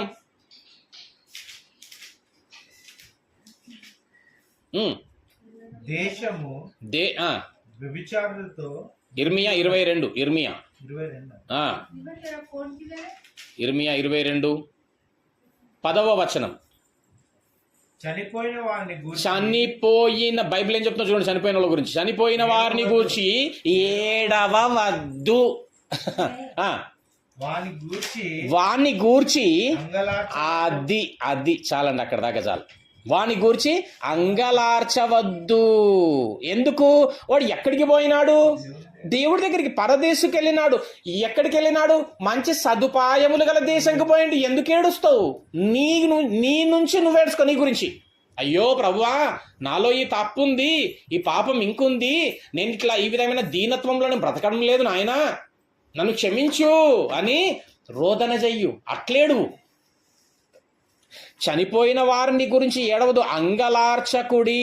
కాకపోతే మన దగ్గర నుంచి వాళ్ళు పోయినారు కాబట్టి ఒక చిన్న బాధ, అంతే, ఒక చిన్న బాధ, ఆ చిన్న సబ్జెక్టే అది. కానీ చావైతే లాభం. ఏమన్నాడు పౌలు? బ్రతుకుతే క్రీస్తు, నేను ఇప్పటి నుంచి, చావైతే లాభం. ఎందుకన్నాడు ఈ మెసేజ్లో అర్థమవుతుంది. ఇంకా ఎందుకన్నాడు? పౌలు గ్రహించినాడు. ఏమి గ్రహించినాడు? అచ్చట అనేకమైన సదుపాయములు, నెమ్మది కలదు, ప్రేమ గలదు. అందుకే ఏమన్నాడు తెలుసా పౌలు గారు? నాకు కలిగిన సమస్తమును పెంటతో సమానం చూస్తున్నా. మనకంటే ఎక్కువగా ఉన్నవాడు పౌలు. అప్పట్లో ఆస్తిపరుడు, మంచి జ్ఞానవంతుడు, చదువుకున్నటువంటి వాడు, తెలివిపరుడు. అప్పట్లోనే గుర్రము అనేసి అంటే బెంచ్ కార్తో సమానం అది. అట్లాంటి దాన్ని పెంటతో సమానం చూస్తున్నాడు ఈయన. ఎందుకు? ఈయన మనోనేత్రములతో పరలోకమును చూచినటువంటి వాడు. తెలుసా? ఆయన మనోనేత్రములు వెలిగింపబడి పరలోకమును చూచినటువంటి వాడు, ఆ దర్శనములను పొందినటువంటి వాడు.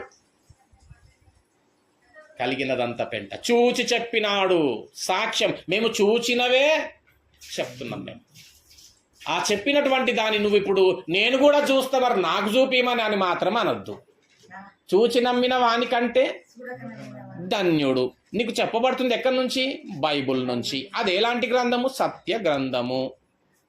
అది సత్యము. నమ్మితే మంచిది, లేకపోతే కర్మ. అంతే, తెలుసుకోవాలంతే నువ్వు నేను. అందుకే అన్నాడు ఆయన, నేను బ్రతికితే క్రీస్తే, చావైతే నాకు మేలు, లాభం, నాకు లాభం అది.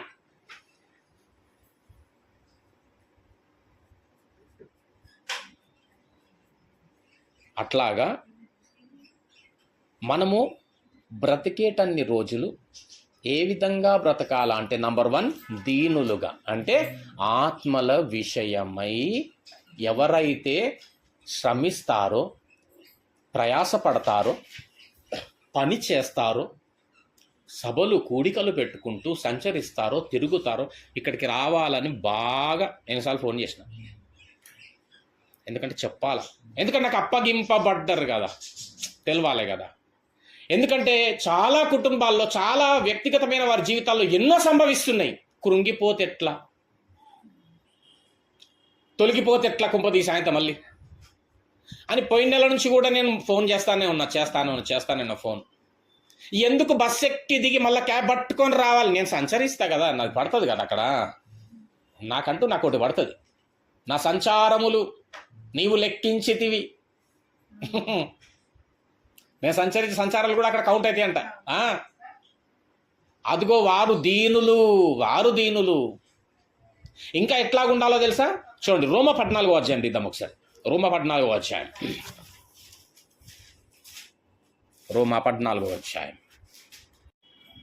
7వ వచనం చదవండి. రోమ 14:7. మనలో బాగా అర్థం చేసుకొని, అర్థం కాకపోతే అడగండి. మనలో ఎవడును ఏమండి? మనలో విషయం ఇది, దేవునిలో ఉన్న వారి విషయం, మనలో నమ్మిన వారి విషయం. మనలో ఎవడును తన కోసమే బ్రతకడు. డిసైడెడ్ వాక్యం. ఇక నువ్వు మళ్ళీ కామెంట్ చేయాల్సింది ఏం లేదు. అంటే దేవుని నమ్మిన వాడు తన కోసమే బతకడు. అంటే ఎవరి కోసం బతుకుతాడు? అది దేవుని కోసం బతుకుతాడంట వాక్యం. మనలో ఎవడును తన కోసం బతకడు. కానీ బతికేటటువంటి వాళ్ళని తోల కోసం బతుకుతున్నాడు తెలుసా? తన కోసం తానే బతుకుతున్నాడు.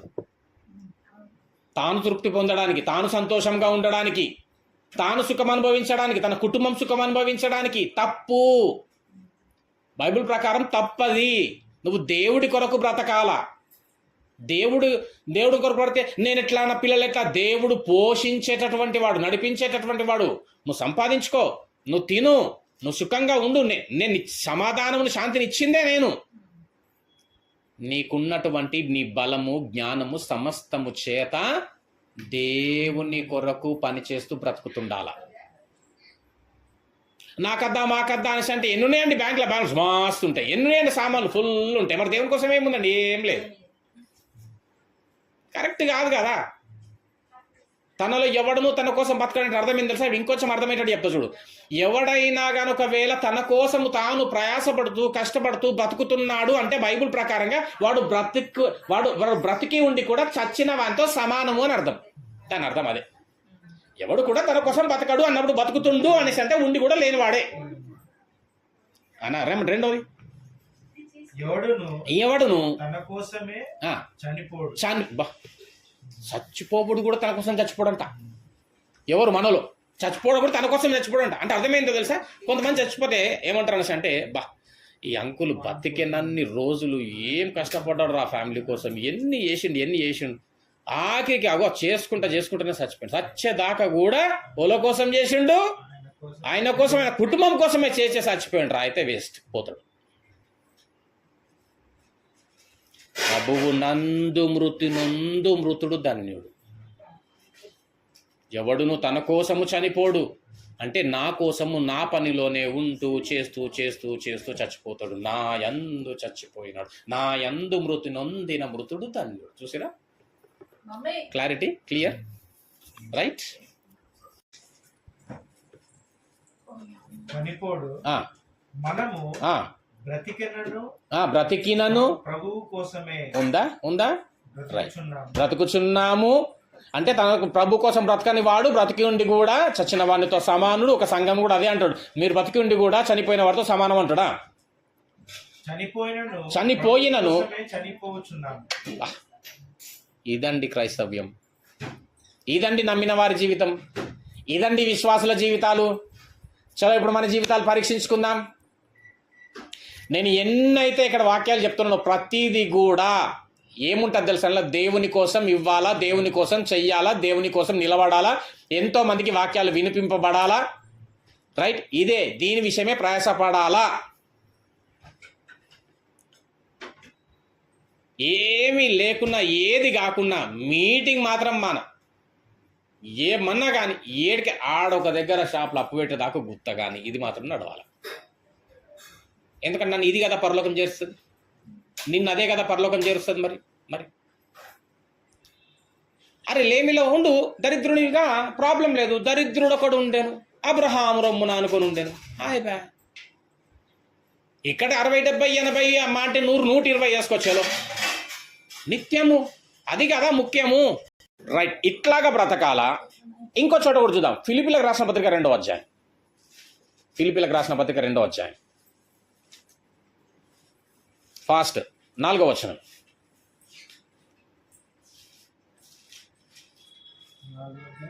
రెండో అధ్యాయం 4వ వచనం.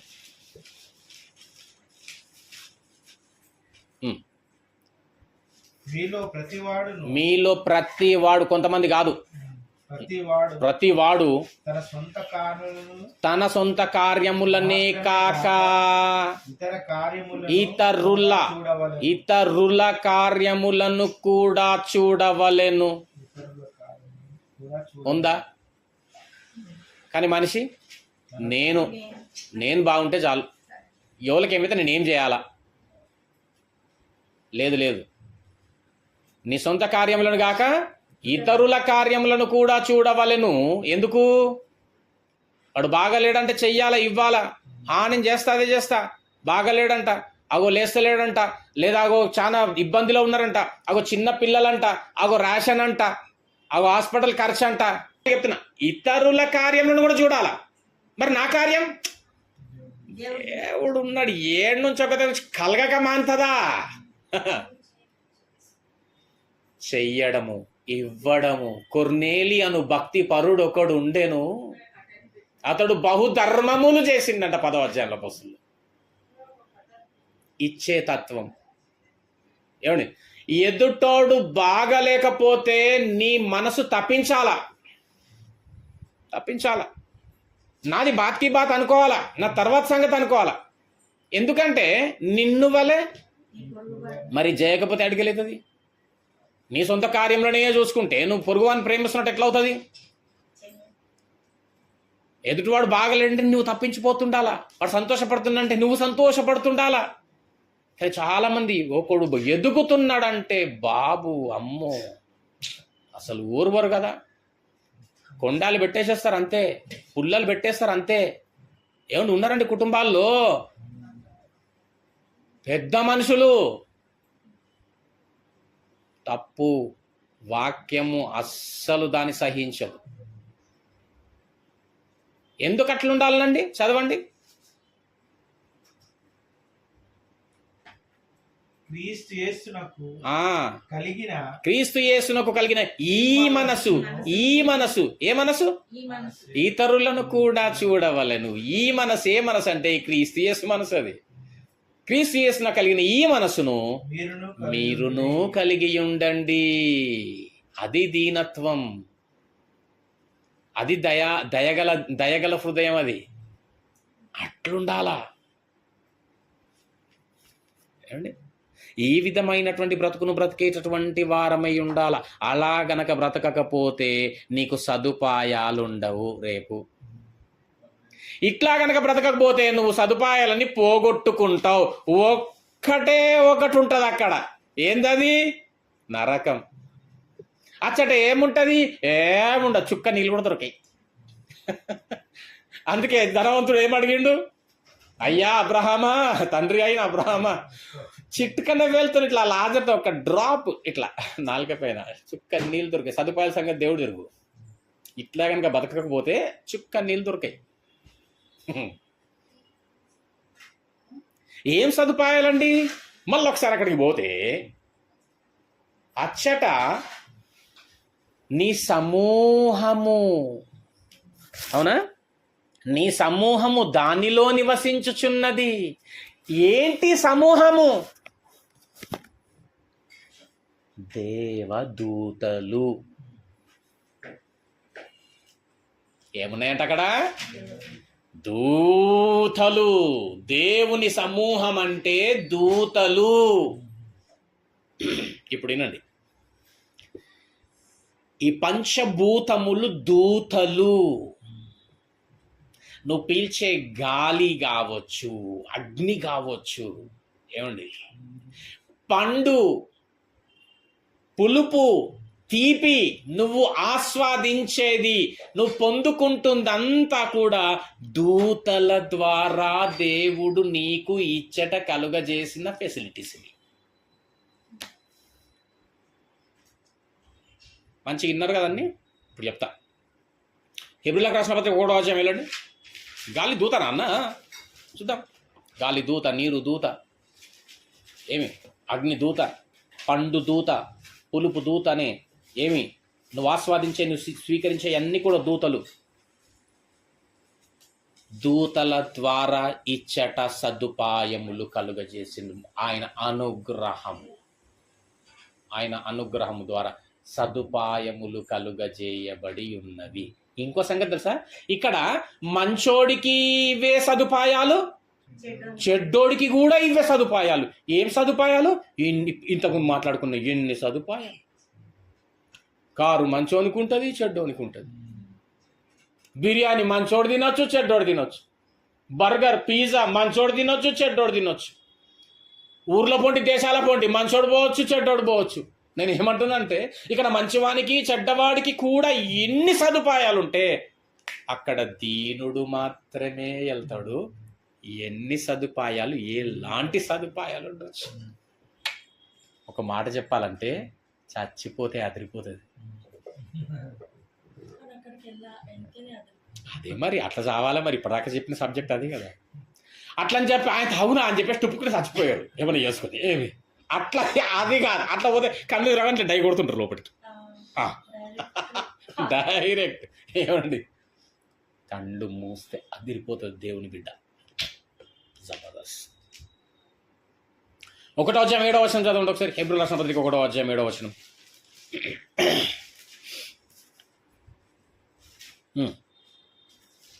తన దూతలను వాయువులుగా, తన దూతలను వాయువు. అంటే వాయువు అంటే ఏంది? గాలి అంటే ఏంది? గాలి అంటే ఏంది? దూత. क्या पढ़े उधर? ఓకే, వాయువులను దూతలుగా. 13-14 వర్షం చదవండి ఇప్పుడు ఒకసారి.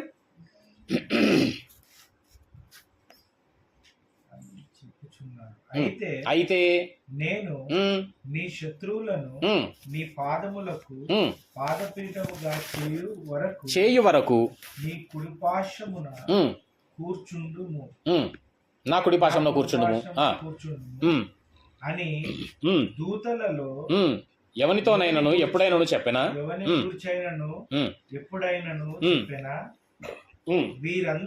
వీరందరూ రక్షణయను, వీరందరూ అంటారు దూతలందరూ, వీరందరూ రక్షణయను స్వాస్థ్యమును పొందబో వారికి. రక్షణ స్వాస్థ్యం పొందుకున్నాం మనం అంటే మనకన్నమాట ఇప్పుడు ఇవన్నీ కదా. వీరందరూ కూడా రక్షణ స్వాస్థ్యం పొందబో వారికి పరిచారము చేయుటకై పంపబడిన సేవకులైన ఆత్మలు కారా ఆ దూతలు. మనకు పరిచారం చేస్తున్నాయి అంటే గాలి ఇస్తున్నాయి. దూత పరిచారం చేస్తుంది. గాలికి ఆర్డర్ చేసినే నా కుమారునికి ఊపిరి, అన్ని పరిచారం పొందుకుంటున్నాం. ఇప్పుడు అక్కడ ఏముందంటే నీ సమూహము దానిలో నివసిస్తుంది ప్రభువా, నీ అనుగ్రహము చేత ఈ దూతల ద్వారా వారికి సదుపాయములు కలుగజేసితివి. ఏం కలుగజేసినట్ట? సదుపాయములు. నీ సమూహము ఎన్నండి దూతలు అంటే బైబిల్ ఏం చెప్పింది అనసంటే లెక్క శక్యము కాని.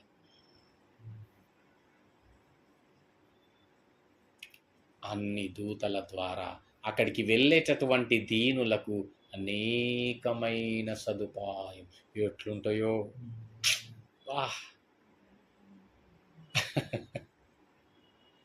లాజర్ చచ్చిపోయిండు, ఎట్లా పోయిండు మీదికి? వాళ్ళు తీసుకుపోయారు దూతలు. మనిషిని ఎన్ని పట్టుకొని తీసుకుపోయినాయి? ఎన్ని వచ్చినాయి? ఎన్నొచ్చి తీసుకుపోయిండొచ్చు అందాజా మనకు తెలిసిన నాలెడ్జ్ ప్రకారం. ఒక్కల ఇద్దర అంతే కదా. లూకా 16వ అధ్యాయం 22వ వచనం. లాజరు చనిపోయినాక ఎవరితో కొనిపోబడ్డాడంటే దూతలు. 1, 2, 3 అని ఏం లేదాడా, దూతలు. నీ సమూహము దానిలో నివసించుచున్నది. సమూహం వచ్చి తీసుకొని పోయింది ఆయన్ని. చదువు రెండవ వచనం 16:22 16:22 లూకా. అతని బల్ల మీద ఆ, బల్ల మీద 22 ఆ దరిద్రుడు ఆగో చూసినావా ఏం పిలిచిరా ఆయన పాపం. కావన్నా నీకు దరిద్రత కావన్నా? అబ్బో వద్దు. అయ్యో దేవుడి కోసం అయితే ఏం పర్వాలేదు, దరిద్రమైన బతుకు బతికినాడు. 16:22 దరిద్రుడు ఒకడు ఉండెను, చనిపోయి దేవదూతల చేత అబ్రహాము రొమ్మున అబ్బా కొనిపోబడ్డాడండి. అబ్బా ఇది ఇంకో సంగతి చెప్తా వినండి. నువ్వు చచ్చిపోగానే కండ్లు మూయగానే దూతలు కనబడాలి చూడు. నువ్వు కండ్లు మూయగానే ఏం కనబడతాయి? దూతల సమూహం వచ్చేస్తుంది. ఒకవేళ నువ్వు చచ్చిపోగానే కళ్ళు ముయ్యగానే దూతలు కనుక ఏం లేవనుకో, అయిపోయింది నీ పని. అర్థం నీ పని మినమన కాదు, నీ అయిపోయిందిరా నా పని. ఈ మాట అప్పుడు గుర్తొస్తుంది ఇక వాళ్ళకు. అబ్బా దూతలు రాలేవంటే అయిపోయింది నా పని అనుకో, కన్ఫర్మ్ ఇక. ఎందుకు? దేవుడి కొరకు గనక దీనుడై బ్రతికితే ఇప్పుడు చెప్పిన వాక్య ప్రకారంగా తన కొరకు కాక ఇతరుల కొరకు ఇతరుల కార్యములు కూడా చూస్తూ దేవునికి సమస్తమును అర్పించుకుంటూ గనక బ్రతికి చచ్చిపోతే దూతలు వచ్చి నిన్ను తీసుకొని వెళ్తాయి. ఎందుకంటే నువ్వు మామూలోడి కాదు, దేవుని సర్వ సృష్టికర్త అయిన ఆకాశ మహాకాశములు పట్టజాలన్నటువంటి వాడి గురించి నువ్వు ప్రకటన చేసినావు, పని చేసినావు. మామూలు గుత్తగపోతావు అనుకున్నావు?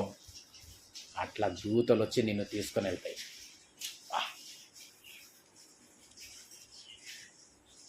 అర్థమవుతుందా?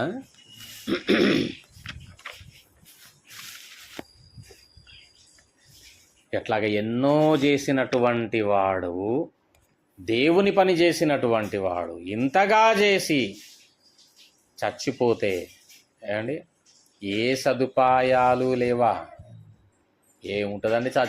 చచ్చిపోతే ఏముంది రా, బతుకున్నప్పుడు అనుభవించాలన్నా? అస్సలు అనుభవించేది అక్కడ ఉన్నదిరా నాయన. అయితే మంచి బతుకు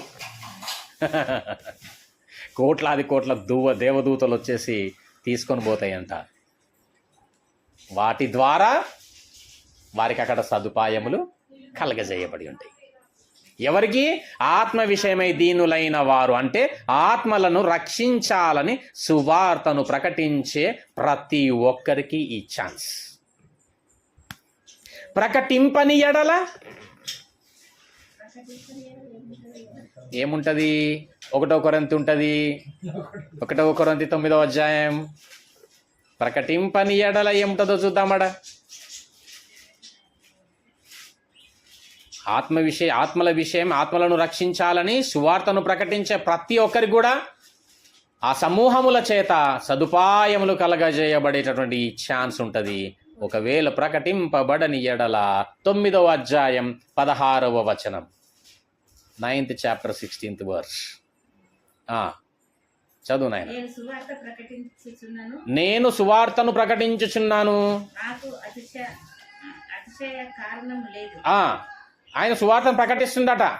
అంటే ఇప్పుడు ఈ సువార్త ప్రకటన పౌలు గారికి ఒక్కరికే ఇచ్చిండా ఏం దేవుడు? దీని అర్థమైంది. ఇప్పుడు ఇది నువ్వు అనుకోవాలా, నువ్వు క్లెయిమ్ చేసుకోవాలా. ఏమని? నేను సువార్తను ప్రకటించుచున్నాను అనాల. రేపు ప్రకటించే జాబితాలో ఉండాలన్నమాట. మన పనే అది. నేను సువార్తను ప్రకటించున్నా, నాకు అది చేయ కారణం లేదు.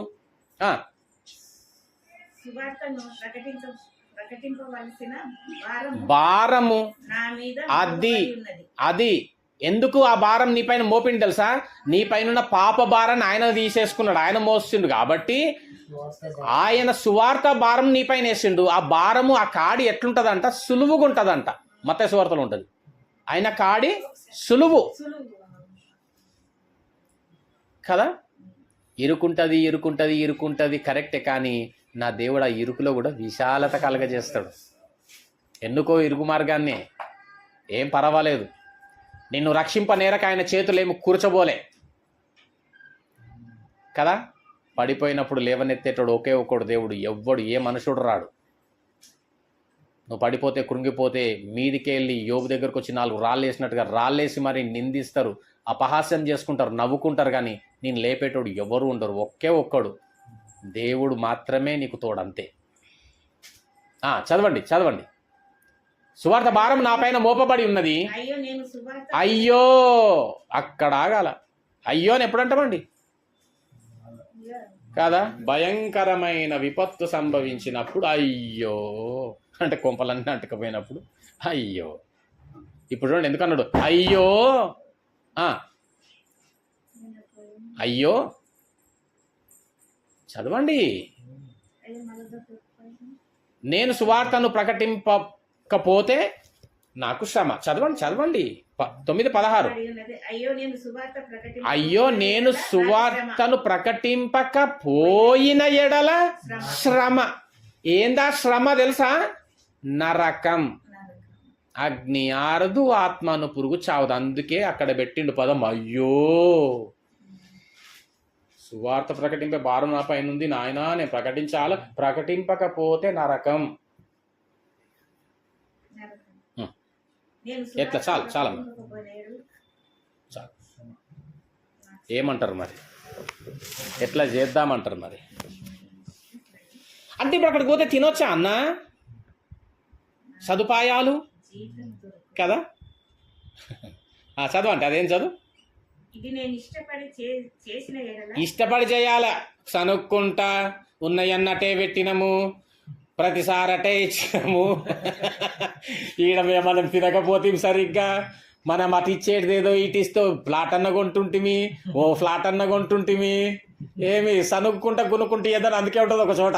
మీరు ఇచ్చేది సనుగకుండా గునుగుకుండా ఇవ్వాలంట. గునుగకుండా సనిగిన వాళ్ళంతా అప్పట్లో మన పితరులంతా సంహారకుని చేత అరణ్యంలో నాశనం కాబడ్డరంట.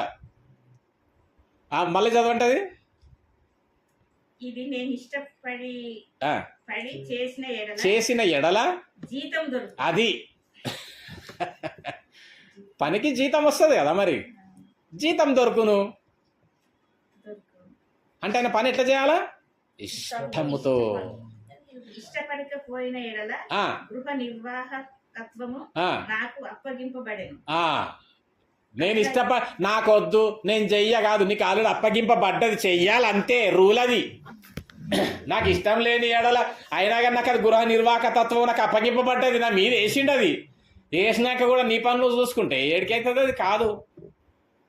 ప్రకటన 2వ అధ్యాయం ఏముంటుంది? పరదేశులు ఏముంటారు అన్నారు కదా. అగో సదుపాయాలు ఉంటాయి. సదుపాయాలంటే ఏంది? ఈ లోకంలో ఇవన్నీ లేవు సదుపాయాలు. ఈ లోకంలోనే మంచోనికి చెడ్డోనికి ఎన్ని సదుపాయాలు ఇస్తే ఇప్పుడు ఒకసారి ఊహించండి దీనులకు అక్కడ ఎన్ని సదుపాయాలు, ఆ సదుపాయాలు ఏమేమి కావచ్చు, ఎట్లుంటాయి కావచ్చు. తినొచ్చా అన్న అక్కడ? ఏమో చూద్దాం. 7వ వచనం 2:7. ప్రకటన 2:7. ప్రకటన అంటే 2:7 చదువు. చెవిగలవాడు ఆత్మ సంఘములతో చెప్పుచున్న మాట వినుగాక. జయించువానికి. ఏం జయించువానికి? ఇంతకుముందు చదువుకున్నామో ఫస్ట్లో. జయిస్తేనే ఓకే. జయించువానికి దేవుని పరదేశులో, అంటే పరదేశ్ కోల్పోతారు. జయించిన వాడు దేవుని పరదేశులో జీవవృక్ష ఫలము తిను. జీవవృక్ష ఫలములు భుజింపనిత్తును. ఈడనేమో గేటేసేసిండు జీవవృక్ష ఫలంకు, కేరూబులను పెట్టి అక్కడనేమో ఓపెన్ చేసిండు. అక్కడ జీవవృక్ష ఫలములు తినే భాగ్యం ఇస్తాడంట దేవుడు. ఇట్లా అనగానే ఆస్వాదించేసేస్తాం దాన్ని, అంతే.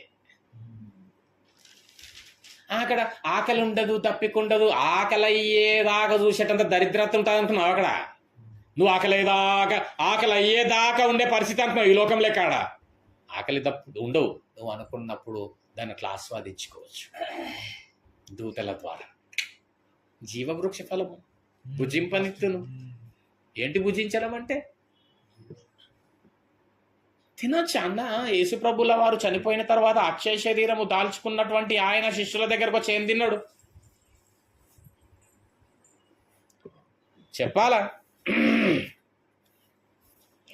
కాల్చిన చేపలు, కాల్చిన చాప తినలే శిష్యుల దగ్గరకు వచ్చి చనిపోయి లేచిన తర్వాత అక్షయ శరీరంతో వచ్చి భాగ్యము గలదు భుజింపనిత్తును నేను వాళ్ళకు. అదే ప్రకటన 14వ అధ్యాయం తీయండి 13వ వచనం.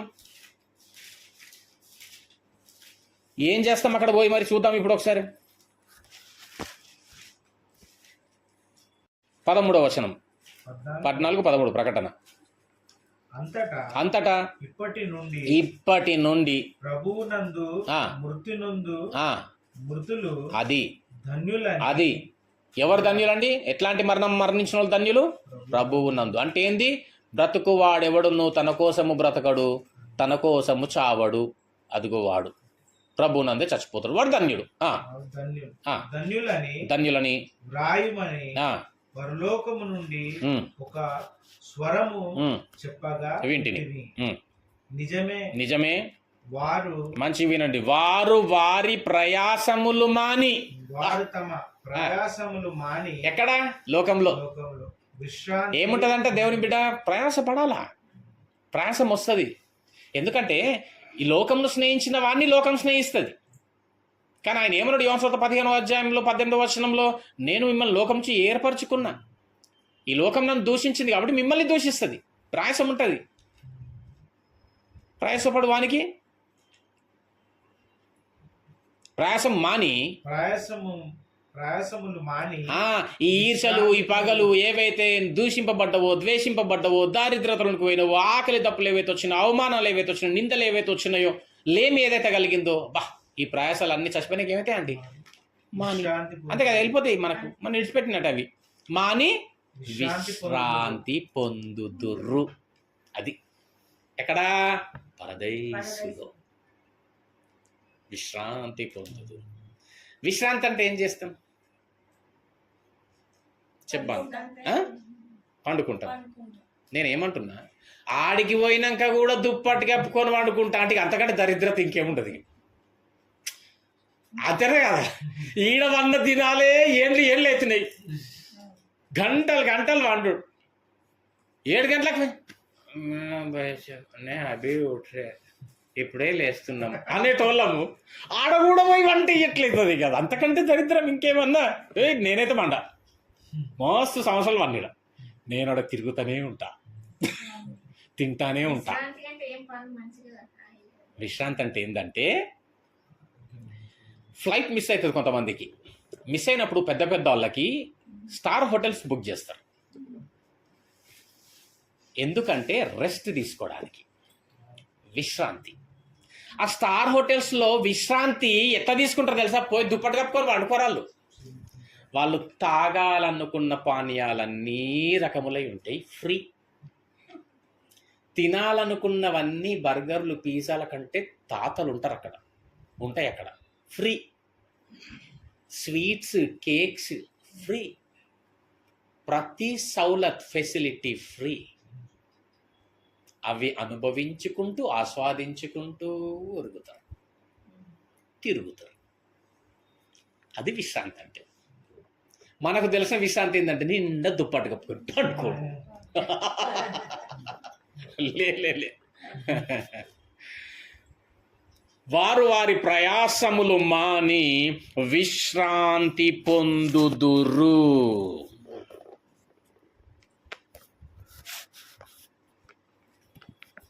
బాంబే నయ్యోతావో,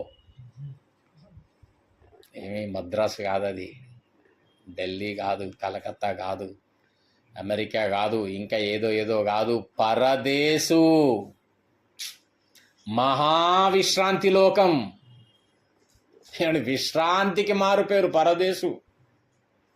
ఏమండి, ఆదామును కలవచ్చు, అబ్రహామును కలవచ్చు, ఇస్సాకుని యాకోబును కలవచ్చు, మోషేని కలవచ్చు, మాట్లాడవచ్చు. మోషే తాత అప్పుడు ఎట్లయింది అసలు అది అనగానే అట్లా ఎల్ఈడి పడిపోతుండొచ్చు అక్కడ స్క్రీన్. అప్పుడెప్పుడో చీల్చబడ్డ ఎర్ర సముద్రం అక్కడ చూడొచ్చు తెలుసా. ఇక్కడ ఈ సీరియళ్ళకే చచ్చిపోతున్నారు. ఏమేమి సీరియల్, అత్తా కోడలు, ఏమేమి ఉంటాయో. ఇంకా అప్పుడు ఉంటుండే ఎండమావులు, ఏమి నీడమావులు, మామిడాకులు యావా అక్కడికి వెళ్తే నువ్వా యూనివర్సల్ ఎట్లా చేసినావు చూడాలనుకుంటే అట్లా అట్లా పడిపోతుందో చెల్లిడి. వా, ఎన్ని ఎన్ని ఎన్ని ఫెసిలిటీస్. అందరినీ కలవచ్చు. ఇంకోటి అక్కడ ఏముంటుందంటే అసలు వర్ణించలేనంత ప్రేమ ఉంటుంది అక్కడ. ఇక్కడున్న అబ్రహాము పరదేశులో నుంచి అక్కడికి పోయినంతో ఏం మాట్లాడిండు తెలుసా? ఆ ధనవంతునితోనే, కుమారుడా, ఎంత ప్రేమ ఉంటే ఆ ప్లేస్లో మనం ఉంటే ఏం చేస్తాం తెలుసా? ఏయ్ ఎందుకు అరుస్తున్నావురా? ఆ ప్లేస్లో మనం ఉంటే నోర్ముయ్. అక్కడ అంటున్నారు వాళ్ళు, కుమారుడా, ఎంత ప్రేమ ఉంటుంది తెలుసాడా? ఇక్కడ కన్న వాళ్ళ దగ్గర సైతము ప్రేమలు కనబడనటువంటి లోకం ఇది. అక్కడ అందరి యొద్ద ఆహా మహాప్రేమ పొందుకోవచ్చు. అంతేగాక యేసును కూడా కలవచ్చు. ఈ లోకంలోనికి రావద్దు, వచ్చేది లేదు, రావడానికి లేదు, సెకండ్ కమింగ్ మాత్రమే.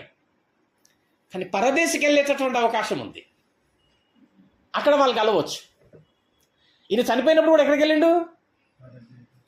నేడు నీవు నాతో కూడా పరదేశు, యేసు వెళ్ళి రావచ్చు అనడానికి ఒక రుజువు. ఇంకోటి చూద్దాం. ఫిలిప్పీలకు రాసిన పత్రిక 1వ అధ్యాయం. ఫిలిప్పీలకు రాసిన పత్రిక 1వ అధ్యాయం 23వ వచనం చదవండి ఒకసారి, తొందరగా అయిపోయింది.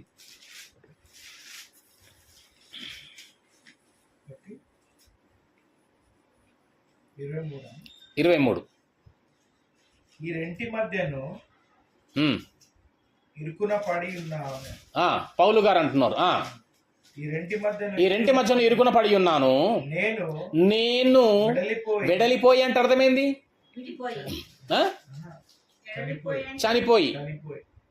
నేను వెడలిపోయి, నేనంటే వాళ్ళు అసలు నేను అంటున్నాను అనుకో, నేను అంటే వాళ్ళు నేనే అంటే ఏడున్నావు? ఆత్మ. నేను అనేది ఆత్మ, శరీరం ఇది కాదు. నేను కనబడుతున్నటువంటి అన్నను మిన్నమనని కాదు, నా లోపట ఉన్నాడు అసలు ఆత్మ, ఆత్మరూపి, ఆత్మరూపంతో దీనికి తొడిగింది ఇది. రైట్, నేను వెడలిపోయి. రైట్,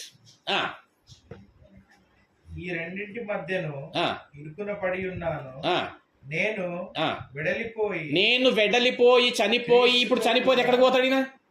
పౌలు గారు ఎక్కడికి పోతాడు? రైట్, నేను చనిపోయి క్రీస్తుతో కూడా ఉండవలెనని ఆశ ఉన్నది. అంటే ఎక్కడ ఉంటాడు క్రీస్తు? అంతేనా? ఇప్పుడు నేను వెడలిపోయి అక్కడ పరదేశులో క్రీస్తుతో కూడా ఉండాలని అంటే క్రీస్తు పరదేశుకు అది ఏమి ఎందుకు ఆంటీగా ఇవి మనకి ఇంకా పోనీ. అందుకే అన్నాడు ఆయన, పెంట నాకు ఇవన్నీ. ఏం వాక్యం బాబు, పెంటతో సమానం ఇవన్నీ. నేను వెడలిపోయి క్రీస్తుతో కూడా ఉండవలనని ఆశ ఉందంట ఆయనని. అలాంటి ఆ ఆశ గల ప్రాణాన్ని దేవుడు తృప్తిపరుస్తాడు. అట్లుండాలి ఆశలు, అట్లుండాల కోరికలు. కానీ మనిషి కోరికలు మూర్ఖమైన కోరికలు. మనిషి పడే ఆశ మూర్ఖమైనటువంటి ఆశ. ప్రేమలు ఎక్కడ లేవు, మొత్తం చల్లారిపోయినాయి. ఎంత నమ్ముతామో అంత మోసపోతాం వాళ్ళ చేతుల్లోనే. ఒకటే, నమ్మినవంటే మోసపోతావు అని అర్థం. నమ్మితే మోసం అండి. మనుషుల్లో మనుషులు ఎట్లా అంటే నమ్మితే మోసం, కథం, క్లోజ్, ఏం లేదు అక్కడ, సెకండ్ క్వశ్చనే లేదు. కానీ అక్కడ ప్రేమ, క్రీస్తుతో సహవాసం, బాబా ఏమండి.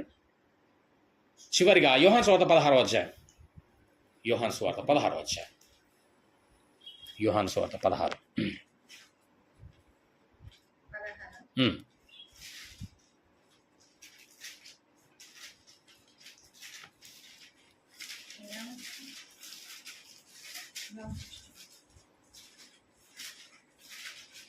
పదహారు కొంచెం కాలమైన కొంచెము కాలమైన తరువాత మీదిగా ఆ, నన్ను ఆ. చూడరు. చూడరు పోతా నేను ఆ, మరి కొంచెం కాలమునకు మంది కొంచెము కాలమునకు నన్ను చూచెదరని ఎక్కడ చూచెదరు? పరదేశులో. ఆ. అందుకే అందరూ కూడా దేవుని పని చెయ్యాలా, ప్రయాసపడాలా. అప్పుడు నీ ప్రయాసము వ్యర్థం కాదు, మిమ్మల్ని విశ్రాంతిలోనికి చేరుస్తుంది అది. కాబట్టి నీవే కాదు, నీతో పాటు ఎందరినో నడిపించేటటువంటి వాడవుగా ఉండాల పరదేశికి, పరలోకానికి. దేవునికి స్తోత్రం. ఎన్నో వాక్యాలు ఇట్లాంటివి చెప్తానే ఉన్నా. ఎన్ని గుర్తుంటున్నాయో, ఎన్నిటిని మీరు రాసుకున్నటువంటి దాన్ని ఎన్నిటిని మన్నన చేస్తున్నారో, రివిజన్ చేస్తున్నారో నాకు తెలియదు. మళ్ళీ వచ్చినప్పుడే బుక్ ఇప్పుతున్నావా కూడా నాకు తెలియదు. అట్లా కాకుండా చెప్పిన ప్రతి వాక్యాన్ని మీరు ఫ్రీ టైంలో మళ్ళొకసారి రివిజన్ చేసుకుంటాను, మళ్ళొకసారి ధ్యానించండి. బలపడతారంటున్నా, తొలగిపోరు, దృఢంగా నిలబడతారు. ఎప్పుడు పోతామో తెలియదు, పోతే పరదేశంలో కలుగుతాం. నేను ఆడికే పోవాలా, నా వెనుకొచ్చే నువ్వు ఆడికే రావాలా, నువ్వు పోయి నీ వెనుక నేను వచ్చినా ఆడికే రావాలా, ఆడికే పోవాలా. అదే గురి పెట్టుకోవాలా. దేవుడిటి కొద్ది వాక్యం మన ఆత్మని మేల్మిత్తమై దీవించి ఆశీర్వదించును గాక. ఆమేన్.